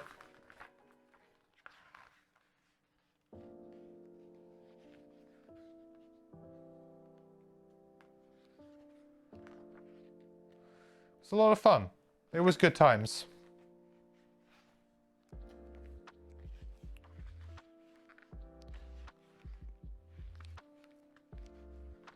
But now I don't have the time or the wallet to keep up, unfortunately.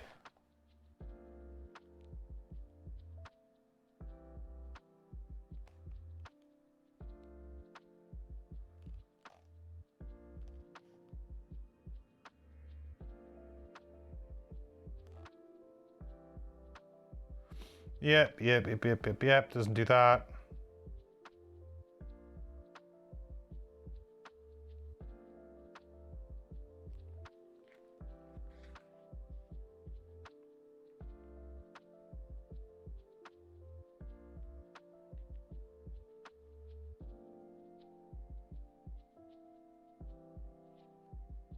Yeah, I don't think they do. I don't think they move. I don't think they move.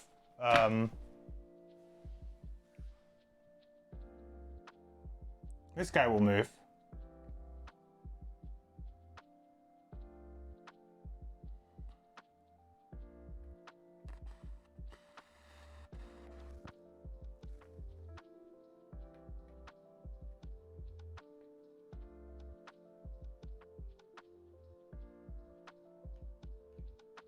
Yeah, something like that. It's like something like that. Trapper.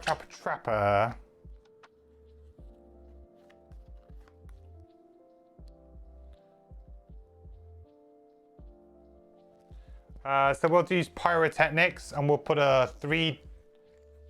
We'll put a 3. Heal. Whatever. I'm just going to jump straight into it, I think, anyway. Just use my bomb as a move 2. And just go Or actually, probably just go, maybe just drop back one, actually. Just use this as a funnel. Oh, actually, is this as a this is maybe a better funnel.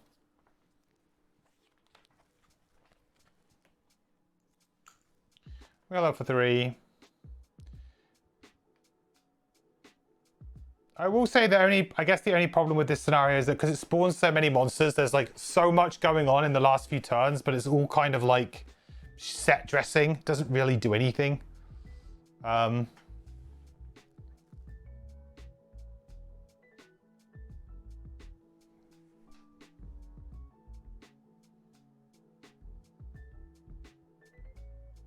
You know, it's kind of like, oh yeah, look, they're moving and look at these enemies, they're spawning every turn. It's like, yeah, but you're not really doing anything.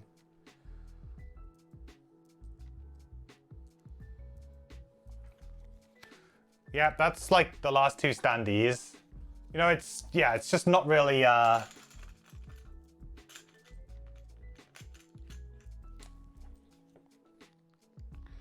really necessary, but I guess it looks nice on the board.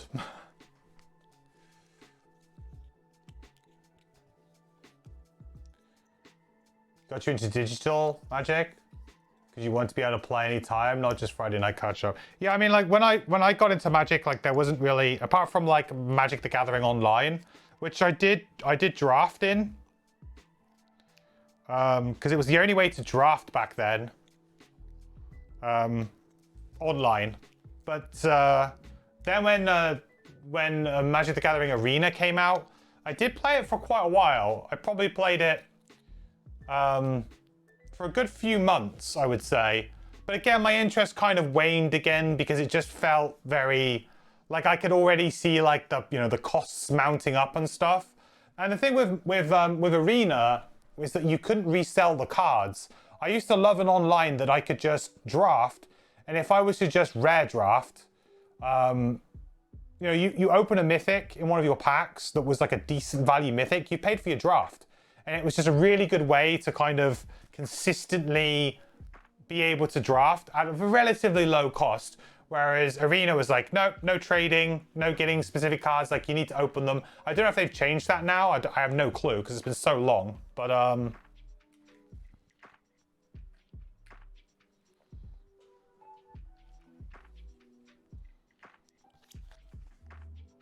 that kind of put me off the whole thing, you know?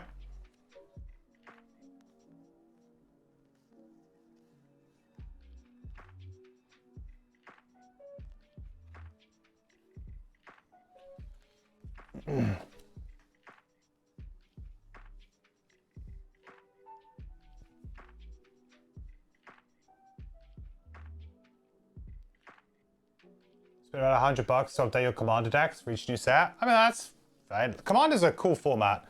The problem that I had with Commander is that it's too, like, I would play like 4-player Commander, which I guess is that naturally how you always play it? I guess you would. It just felt like it's too, like, the players that I was playing with were good and also would often play broken combos or just really insane stuff. Like, to me, it just didn't, it felt like a very, I don't know, just awkward playing a Magic. Like, it just, like, I enjoyed it for the company, playing with friends, but like occasionally I would play with a couple of people who I wasn't too chummy with, and they were like, oh yeah, I'm gonna play like some really annoying deck. And I was just like, I'm not really having fun, you know? Like, Commander, you sit down and you play for quite a long time. You know, a game of Magic can take, you know, 15 minutes, 20 minutes, depending on what decks you're playing. But you play Commander and you're in for the long haul. And if you're sat with somebody who's being like, you know, who's basically trying to like lock the game using various things, it's not fun. Yeah, extremely reliant on your player group. Yeah, absolutely. And I did not feel like that was the case with the Commander play group, the local Commander play group to me. There was a couple of people who were like, you know, trying to just play like Baneslayer Angel on turn 2 or 2-3 or something or whatever, like, and I was just like, I don't really care.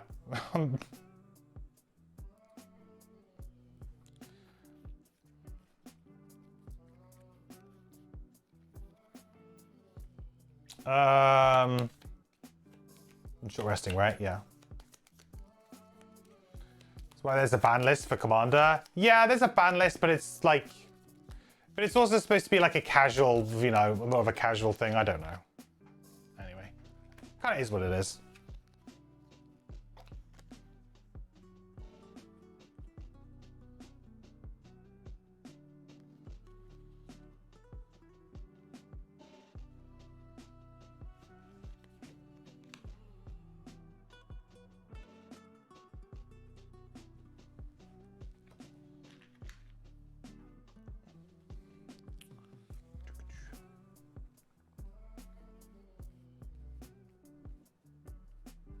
Base. Yeah, I mean, that was maybe a bad example, but that Baneslayer was just what came to my mind. Baneslayer is maybe a bad example, like, as a card, but what I'm saying is, like, they would play something really annoying, like, just, or, like, reanimate something, you know, and, or, like, you know what I mean? It would be just something annoying.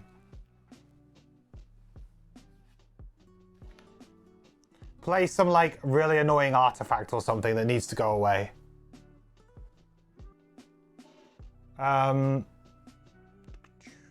Is it me first? Really? Wow. Okay. So I was going to place some more damage traps. I think I've only got one more trap left, but... Is there a limit to the number of traps I can have? I can't even remember.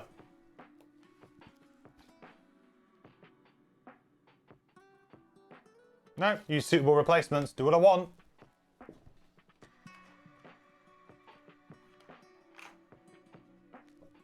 Oh, I actually have some traps that went into the wrong pile there.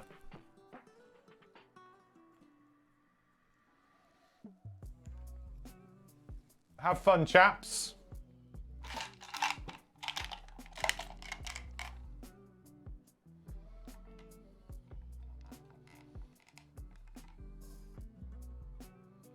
I'm actually going to have to use like some random sided dice here just to put this up. Jesus. This is like, I said this before, like I think this scenario is really good. I could have done without this bit at the end though. I know like it's tense, but it is really just throw everything in the kitchen sink at you. And like the admin required to do this kind of stuff. Not usually a massive fan of.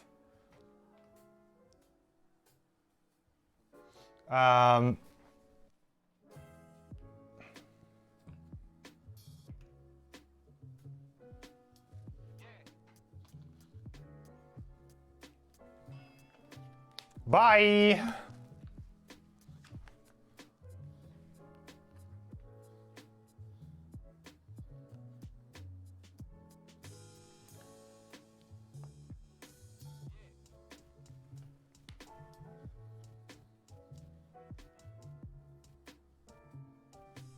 Stun him. Okay, go get the chest, maybe?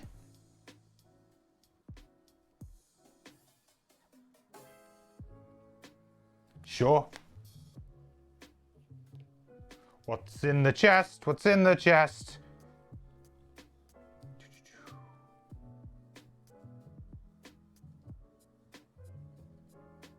Let me open.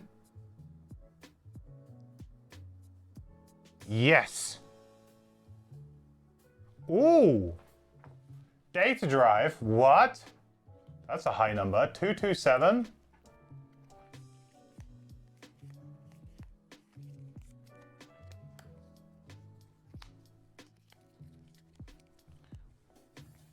Data drive. When you short rest, place half rounded down of your discard pile on this item.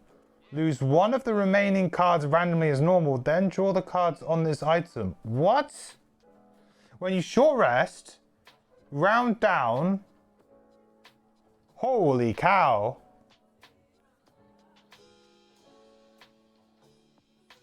You short rest, place half, rounded down, of your discard pile on this item.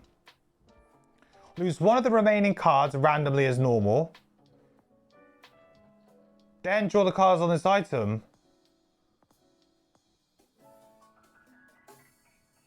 Oh, so basically it's a way for you to not lose specific cards on short rests.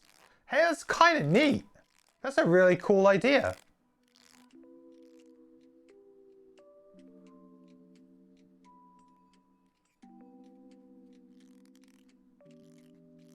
So you just never have to lose your best cards? Yeah, basically. And I expect certain characters have buffs for short resting, right? When you short rest, you get this, and like there are strategies to do with short resting over long resting. And this mitigates the biggest factor of short rest, really. Is it a bag slot? It's a single-handed slot. Single-hand slot. Which is a little bit weird, but I'm kind of okay with it.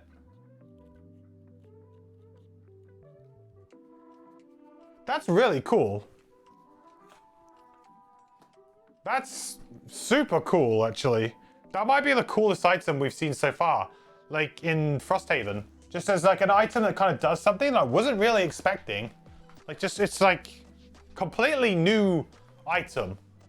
Like it does something that I've never seen in the game before. That's really cool.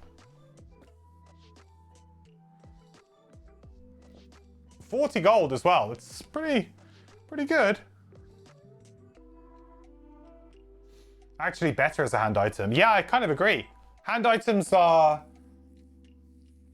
you know, a lot of characters don't have like slam dunk hand items a lot of the time. Again, it's another like one that could be quite good for a support character. Because if you're a support character and you've got a couple of really important control cards, you can just chuck them on there and make sure that you don't lose them. And you can short rest to get that really important control card back and then play it again. But that's pretty neat.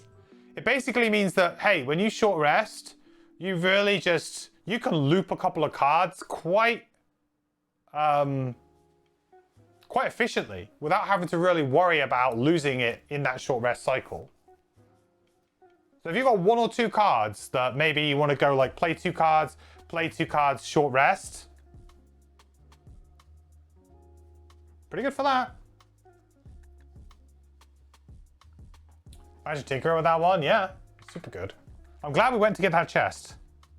I am very glad we went to go get that chest.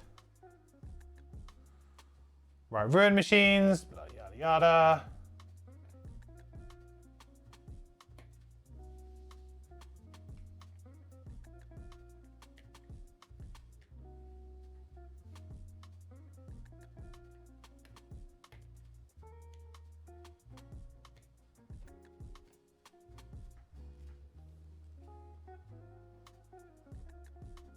All right, this guy's actually going to do something, right? Focus on the enemy furthest away.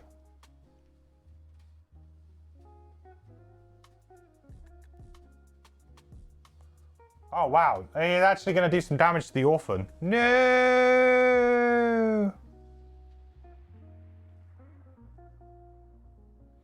So 2 damage to Deep Brave. Missed orphan. Mwah! Automaton. Yeah, he's just... Well, he's gonna have to go through a trap. Huh?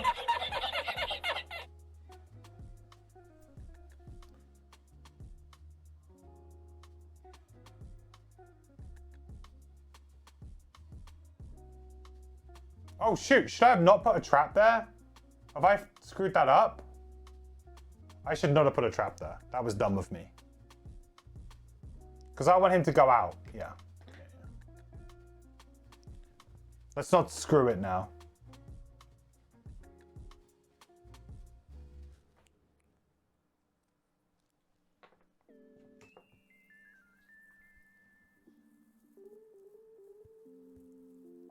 Bolt shooters do nothing. I don't think the bolt shooters have moved once since they've come in. Yeah, we don't have any more standees. Well, apparently I do. What? Excuse me?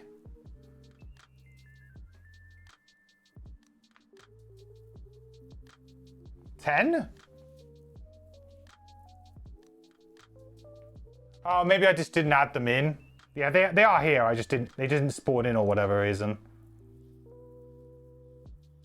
Yeah, it's fine. Yeah, so we short rest, and then we win. We win.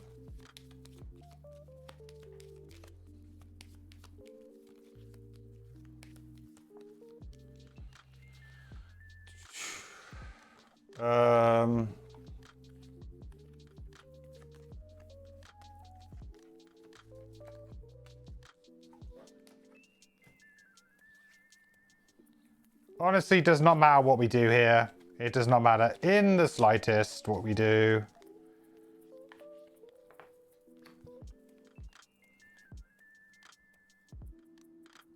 Could we have done that challenge, this scenario? Probably, to be honest. I can't remember what the challenge was, but I think the challenge was like, don't rest next to an ally, and probably haven't actually done that much. Probably could have done the challenge in the end.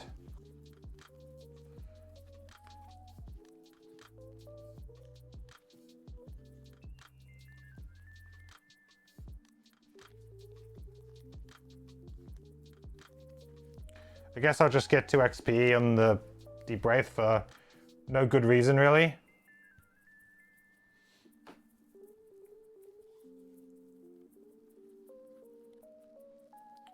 Alright, we'll consume a trophy. Actually, what we'll do is we'll move here. 3 first.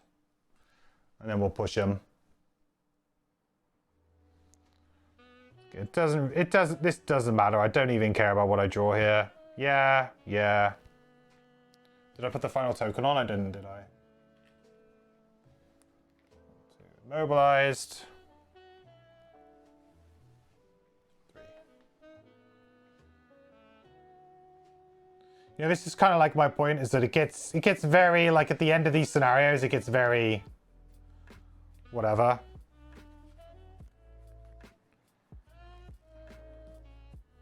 We can just really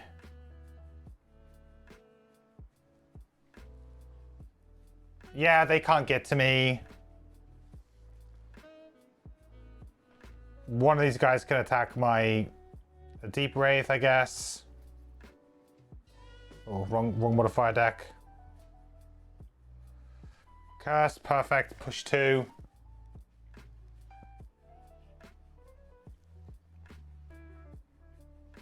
Other guy would just be like 1, 2. Trapper. Gain an XP, turn one of the traps into a wound. Cool. Bow shooters, nothing again. Ruin machines, can't get to me to do anything meaningful. They are done as well. Winner! There we go, chat. Winner, winner, chicken dinner.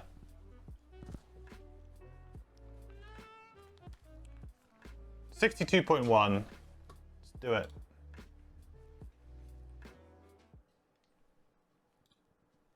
You only see 4 damage tokens? Smart ass. The unfettered will never tire. Their bodies will never feel pain. They will come at you as long as they draw power, but you cannot wait. Already your limbs are heavy, and sweat stings your eyes. You back up and hit a wall, and there is nowhere else to go. The machines are closing in. Then a shout. It is done. The moment hangs. Nothing appears to have changed. And yet the steel golems do not advance. You wipe the sweat and blood from your eyes, confused. Then the guard closest to you shudders, and that's when you see it. A blade piercing through its chassis. The other unfettered have come to your defense. Waves of injured and mismatched automatons burst through the door and drag down their steely siblings. like a storm crashing over a sandcastle. Oh. Within seconds, the fight is over. The room is reduced to a heap of broken machinery and a new army, loyal and at the ready. One of them, a large barrel-chested automaton, lifts the orphan and brings it over. And you understand how close you came to death. The orphan's legs are broken, and its chest is cratered. It took a terrible beating, but somehow it's managed to stay alive long enough to finish its work. We've done it. The orphan says, the light behind its face blooming like a rising flame. I asked them for peace. I asked them to join me, all of them, to give up this fighting and work together with those above. This is their choice. The unfettered chose peace. It takes several days to recover from the battle. The unfettered aid you as best they can, though hospitality is clearly a skill the machines have not practiced. Eventually you make your way out of the complex and back to Frosthaven. When you arrive at the Outpost, you are not alone. Instead, you come surrounded by a retinue of fighters draped in thick cloaks, their long, armored legs jutting down into the snow. One of the guards atop the gate shouts down, asking who goes there, but rather than answering yourself, you allow someone else to speak up. Allies! The orphan shouts and peels back its hood. Allies, come to your aid. Allies! We did it, chat. We unified the unfettered.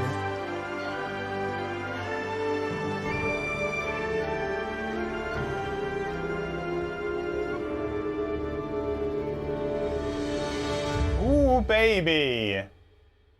You're guessing this unlocks a tuck box? Maybe. Maybe it does. Rewards. Gain 2 morale and 2 prosperity, which I think might actually put us over on the morale track. Oh my god, we're gonna have so much stuff to do.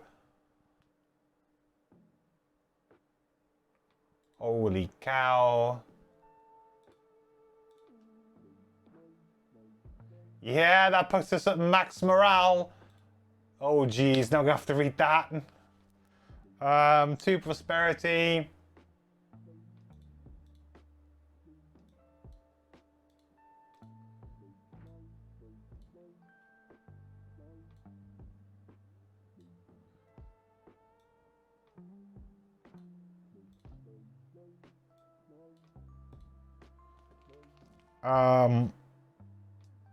Gain the item key card, 246.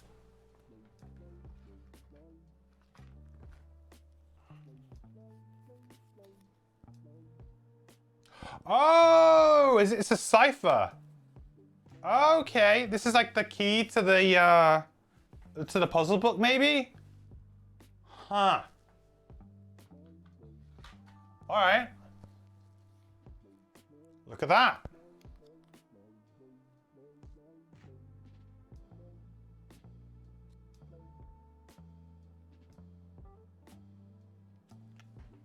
Okay, well, I'll keep that along the key card. What happens to this item then? Does it just go back to the shop and we can get it for free? That's very strange. What happens to this when you, like, your character retires? Odd. Time for 3-hour outpost phase? Not today, folks. Not today. Unlock. Is that Prism? Class box.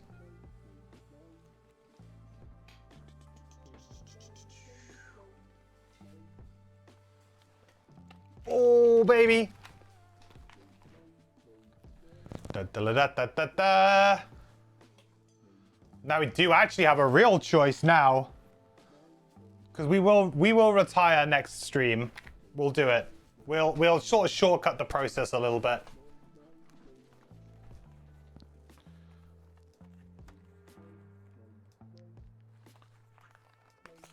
Alright, I'm gonna open it.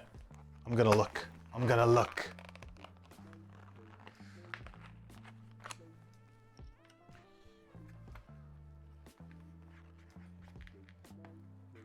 We gotta play a robot, right?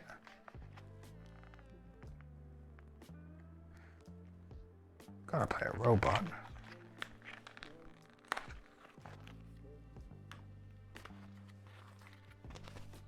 Revive for Prism for sure. Interesting. Ooh, there's a lot of summons and tokens and oh my god, is that a Gundam? The frick is this?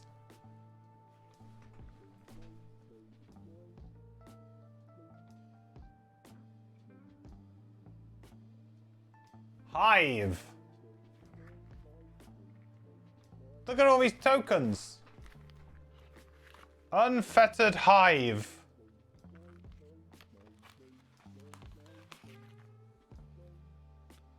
It is a Gundam. It's someone just saying a Gundam. What? Gundam. It's a Gundam. I mean, I'm cool with it, but it feels a little bit world shattering. Does it feel a little bit out of place? But I don't know. Maybe not.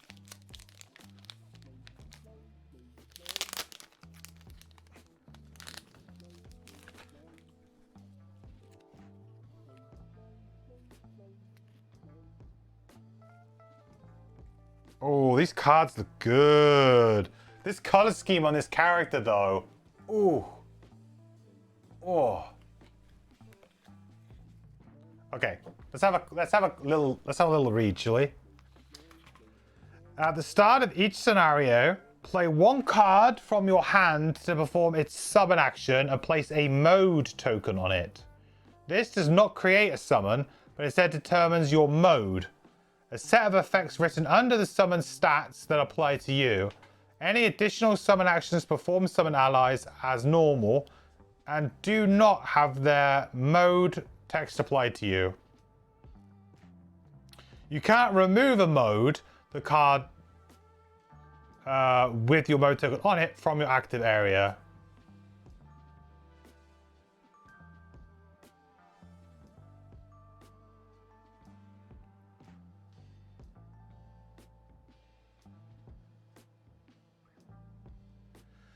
You have a special optional ability called Transfer.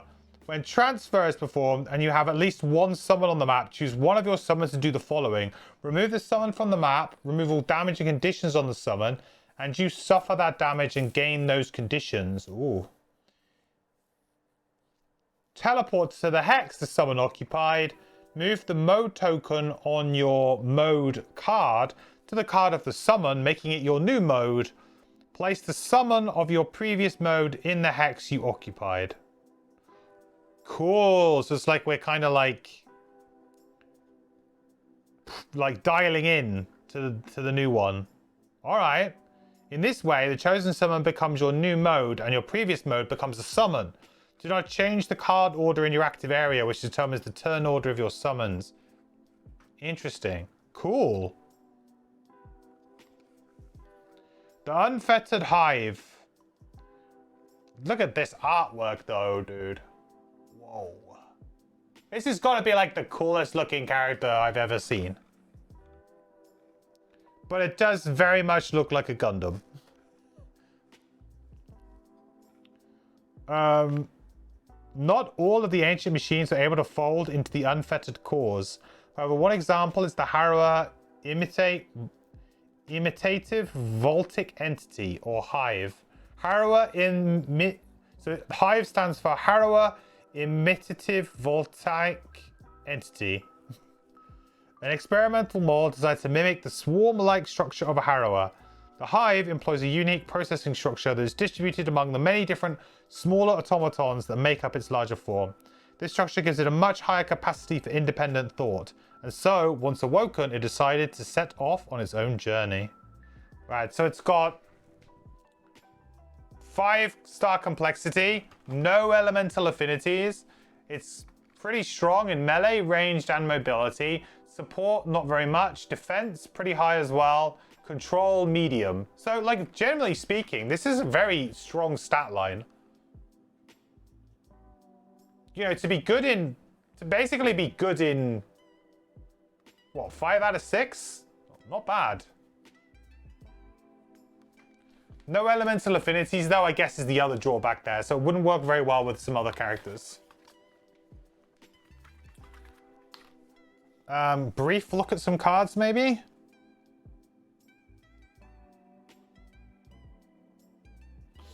I guess we'll look at the most important ones, which are these summons. So plated defense, summon an armored tank. Be a 6 health summon with move 2, attack 2, shield 1. That's pretty decent as a summon. But if we use it as our mode, we get +1 shield, but we add -1 to all of our move abilities. Sunkeeper says hello. Reconstructive aid, summon repair drone. So it's 3 health, 2 move, attack 1, range 3. At the end of your turn, perform a heal 1, range 3. That is an excellent summon. That is an excellent, excellent summon. That is like healing imp, but better, right? Yeah, it's about the same. But I feel like the range is bigger than on the healing imp on circles, right? The mode is at the start of each of your turns, perform heal to self. All of your ranged attacks have -1 range. I guess if you're not doing a ranged build, then it's probably not much of a drawback, right? I feel like you want to play this as just the drone. The drone seems great. These are all burns, by the way, too. So I guess you got to be a little bit careful here. But a ranged summon is very easy to keep safe, usually. Maybe not so much with some of the, some of the scenarios we've done recently. Hunter Killer, summon Jackal Mech. 4 health, 3 move, 2 attack. Pretty decent. Wound, retaliate 1. The mode of this is at the start of each of your turns, suffer 2 damage, but add +1 to all your melee attacks. Ooh, I like it. Risk reward. 2 damage is quite a lot. Our health pool is not the best. It's not the worst, but not the best, that's for sure. But I guess if we had the healing drone, then that would kind of offset half of that, maybe?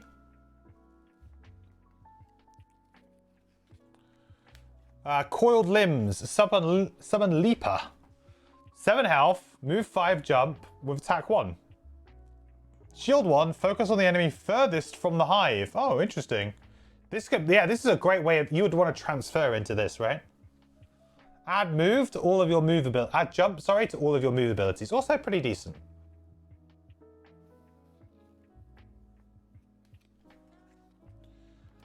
Aimed Assault. Summon Sniper Turret.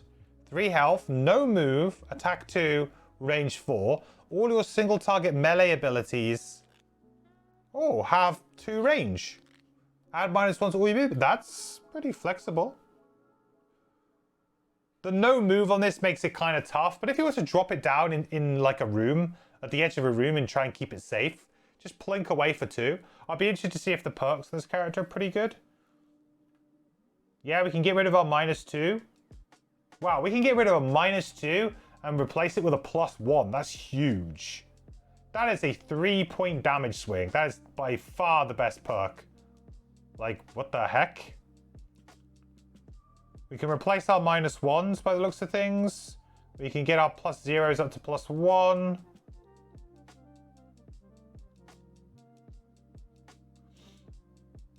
At the end of each of our short rests, we may transfer. Oh, this character's begging to play Data Drive. I think that's it for the level 1 summons, guys. But presumably we get more. Oh no, there's an X one. Summon Arcing Generator. 5 health, attack 2, move 4. Target all adjacent enemies, PS2. Transfer, add -1 attack and PS5 to all of your attacks. Ooh. Very situational, so hence why it's an X card.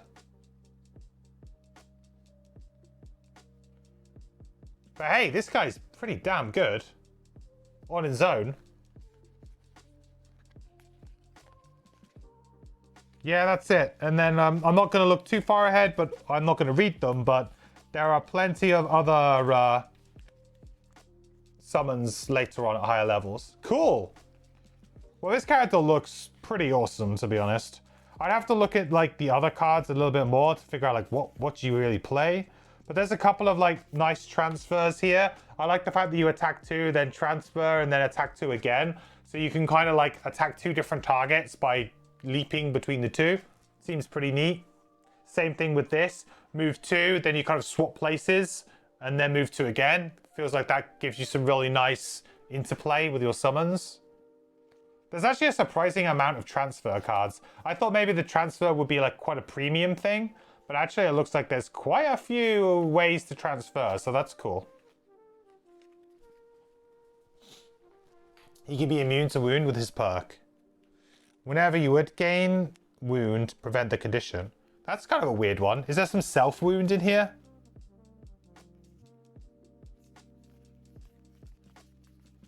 Or is it just because we're going to be taking 2 damage at the start of our turn? Because we're an absolute robot Chad. Maybe just because he's a robot. Yeah, maybe.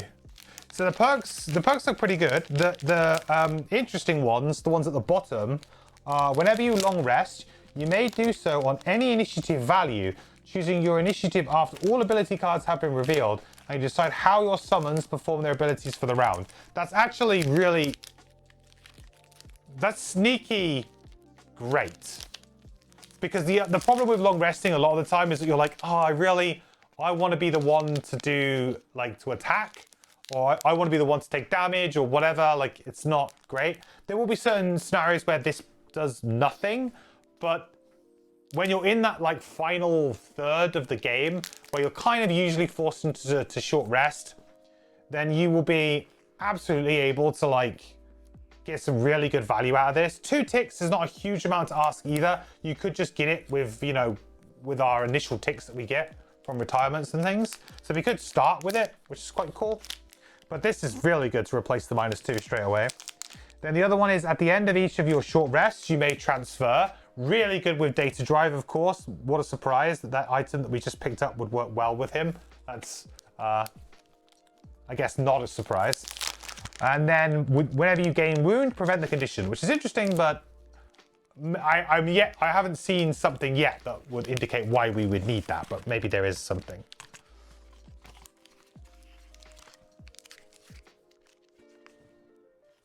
It's cool. Yeah, this character looks neat. Maybe we'll end up playing like Meteor Hive, although I kind of wanted to play Astral. Astral looks really cool too. I have to say that the characters, maybe I just got the 2, like, maybe not as interesting ones. Like, for me, Kelp is kind of cool looking and has some cool stuff to it. But to me, it's been a very, like, vanilla-y type class, you know?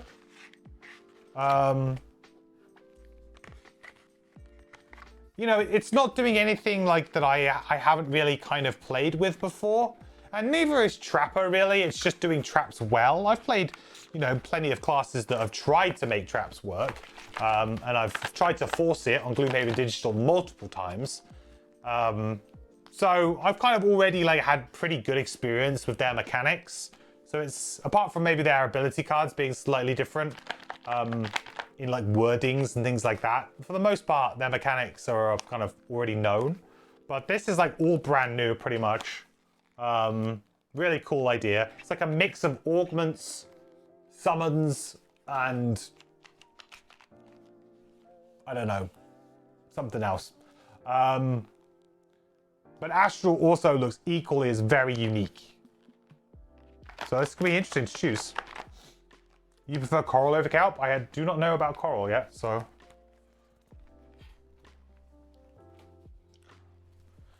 Right, so anyway, more rewards. We gain the Unfettered Allies campaign sticker, and we get to remove any unfettered events from all Outpost event decks.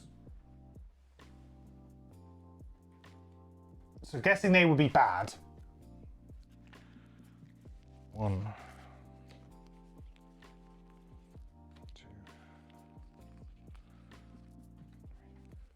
There's quite a lot of them.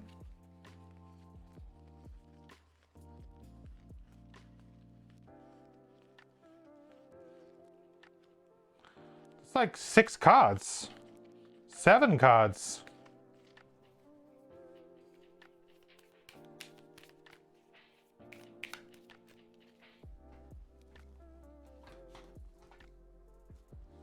Kind of sad that you're never going to see these. We just won't ever see them. We will never know about them.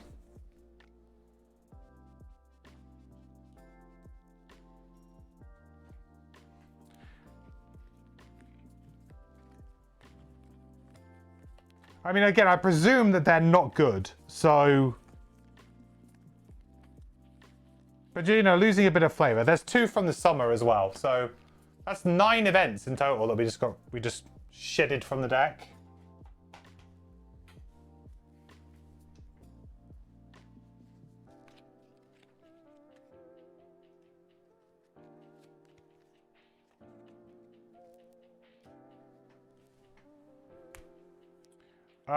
So we need that sticker, but then we also need Summer Outpost Event 49, 69.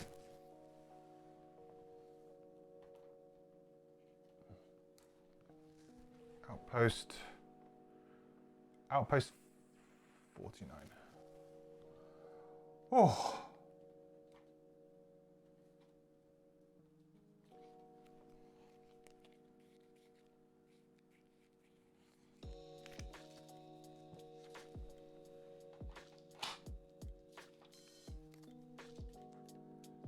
Excellent story, though.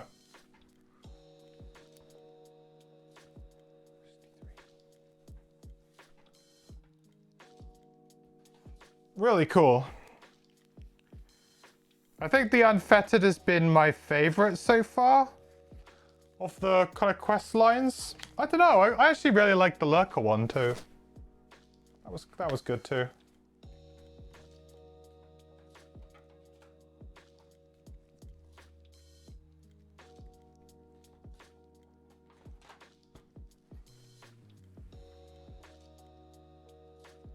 Add 1 plus 50 card to the town card deck.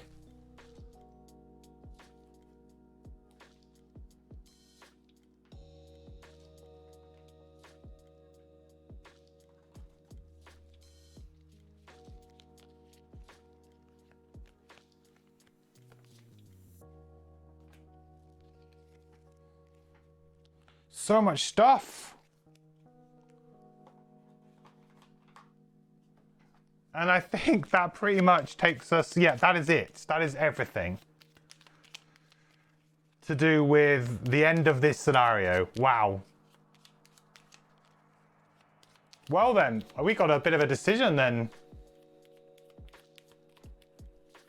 Don't forget to remove from unavailable decks also. Well, presumably I would never put them in though, right? I mean, yeah, sure, I'll do that too, but presumably I'd also... Would from now on I probably wouldn't put them in. Like I probably won't get any events that would put them in. Maybe not.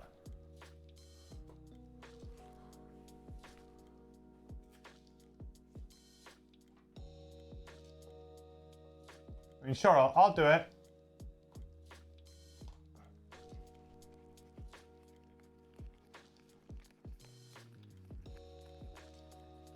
I don't think there is any. No.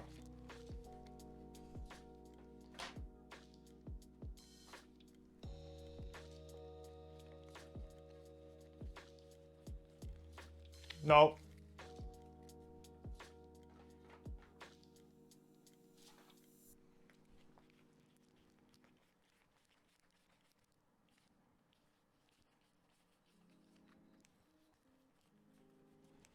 No, there was none in the inactive decks.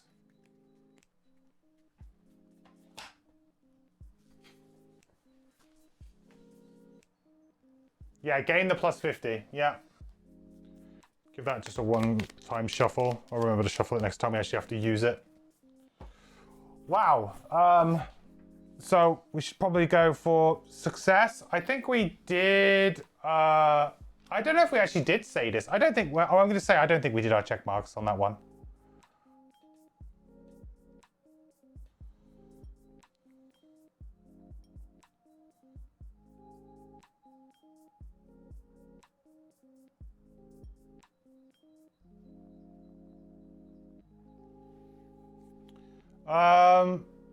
Cool. Well.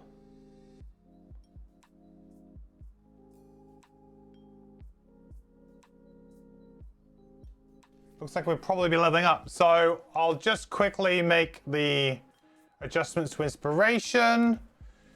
And that's it, I think. Wow. Cool. Well, that's a really good end to this little story arc then. What I think we will do is next stream, we will do the full retirement of these two characters. We will pick our new party. And we will pick up at the Outpost phase. So we will pick up on the Outpost phase after this, because we've got a bunch we need to do. There's also, I need to read 161.3.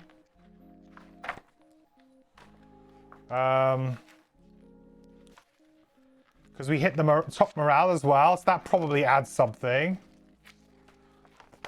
Let's just quickly listen to Foreteller on that one. Because then we are definitely caught up.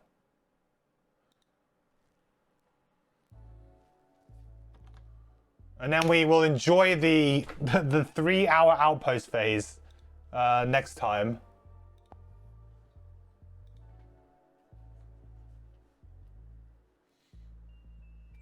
Watch the level 7 cards, yeah. No, I don't think there won't be too much point in doing that.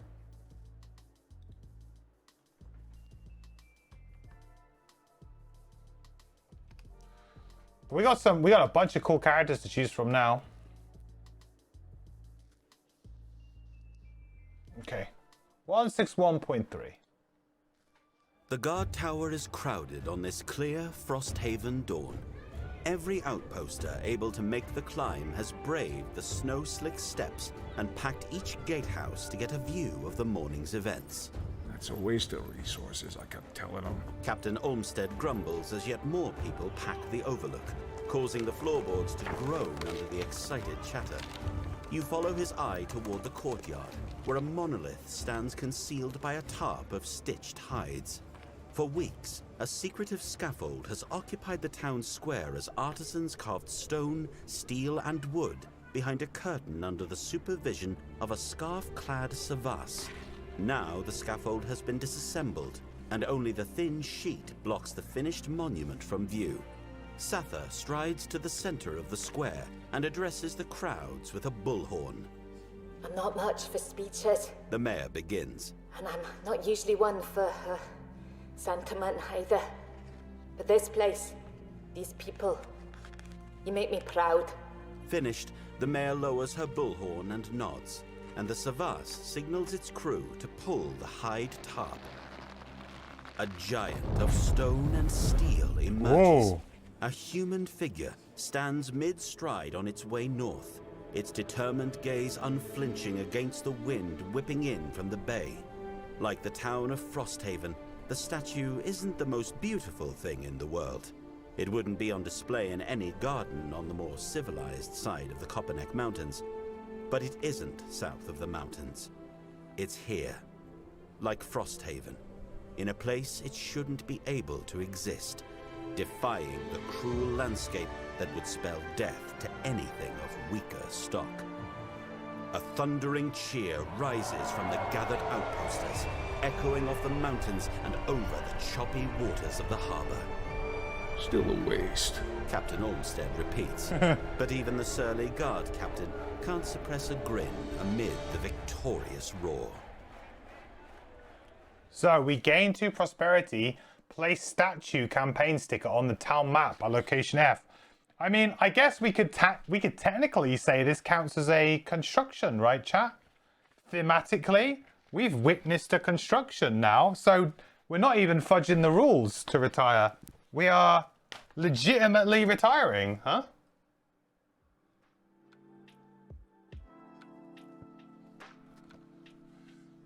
What's the solve on the statue that does nothing? Yeah, it looks like it does nothing except set dress, which is... that's okay. Now I can keep the fudge to eat. Exactly.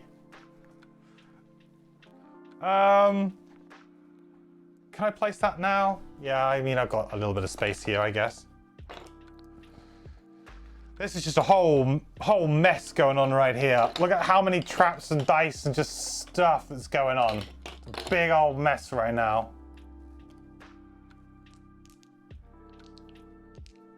I'm gonna miss these dice. Let me say goodbye to the trapper.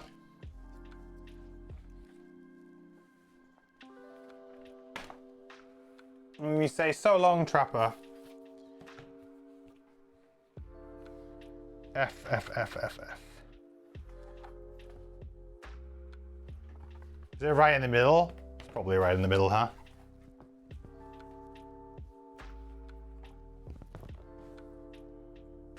Yeah.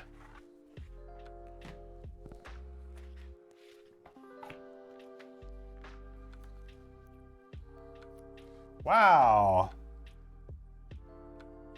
What a cool statue, huh?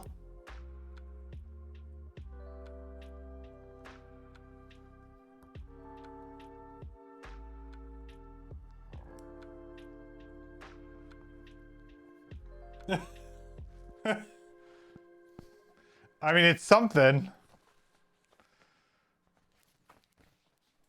It's something.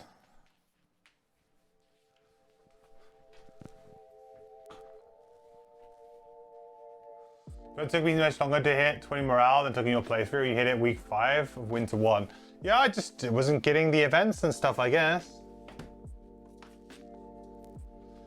I think I lost morale twice.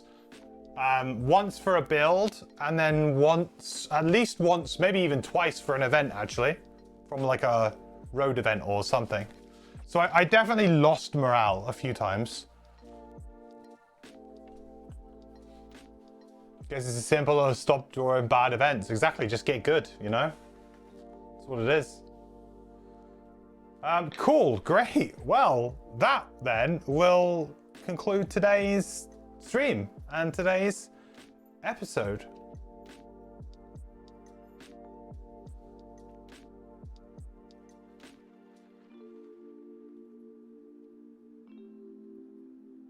Now you go build your new PC. Awesome, Phantom. You get anything fancy?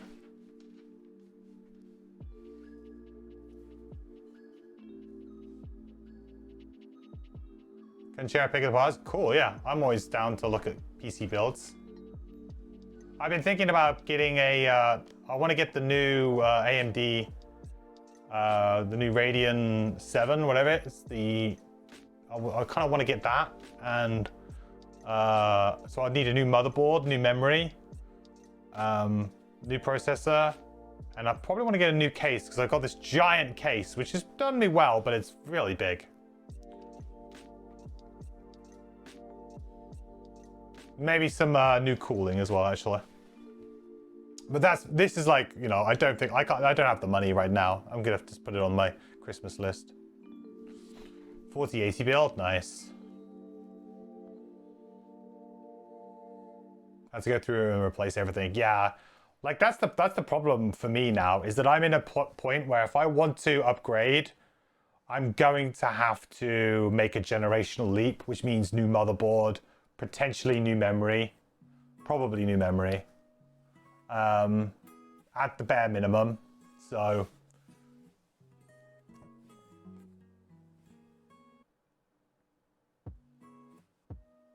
yeah, 4080 is a big cards. I think the price is just, oh, is it the 4090? The price has just come down. I can't remember, but I mean, I've got a 3080 Ti. It's doing me really well, so I got no reason to upgrade my graphics card for a while.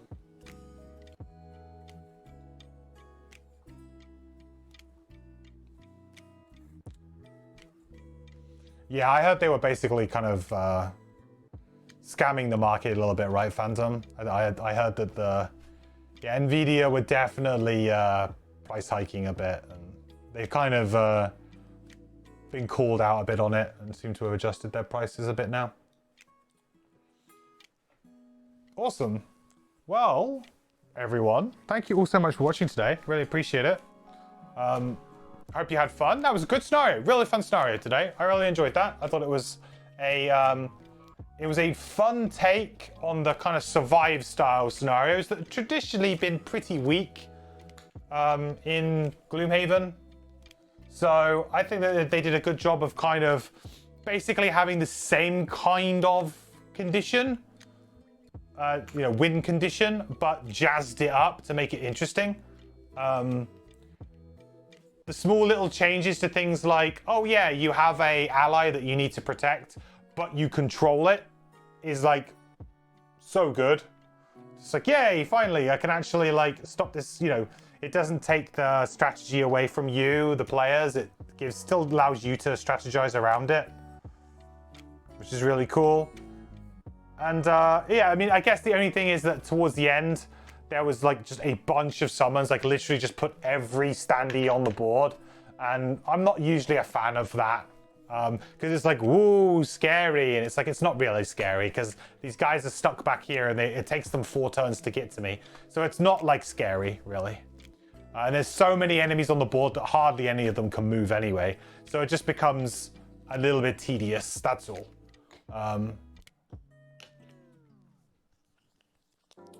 But in terms of next stream, I'll probably be back on Friday. Pending anything else going on. But I think I'll probably be back on Friday this week. Whether or not we do the retirement stream on Friday, maybe not. Maybe we'll play some War Tales on Friday. That could be a good idea, actually. Maybe we'll play War Tales on Friday. And then potentially Monday next week will be the big retirement stream. In fact, that would be really good because I could actually start early because we have a bank holiday. So I might start a little bit early because then we can have like a really good stream session where we can get into it. Yeah, that'd be a good plan, actually. I think still, yeah. That's the blessing from Cam. That's the blessing from... Isaac, at this point, can we get your approval to add an additional attack modifier deck for allies in the digital version?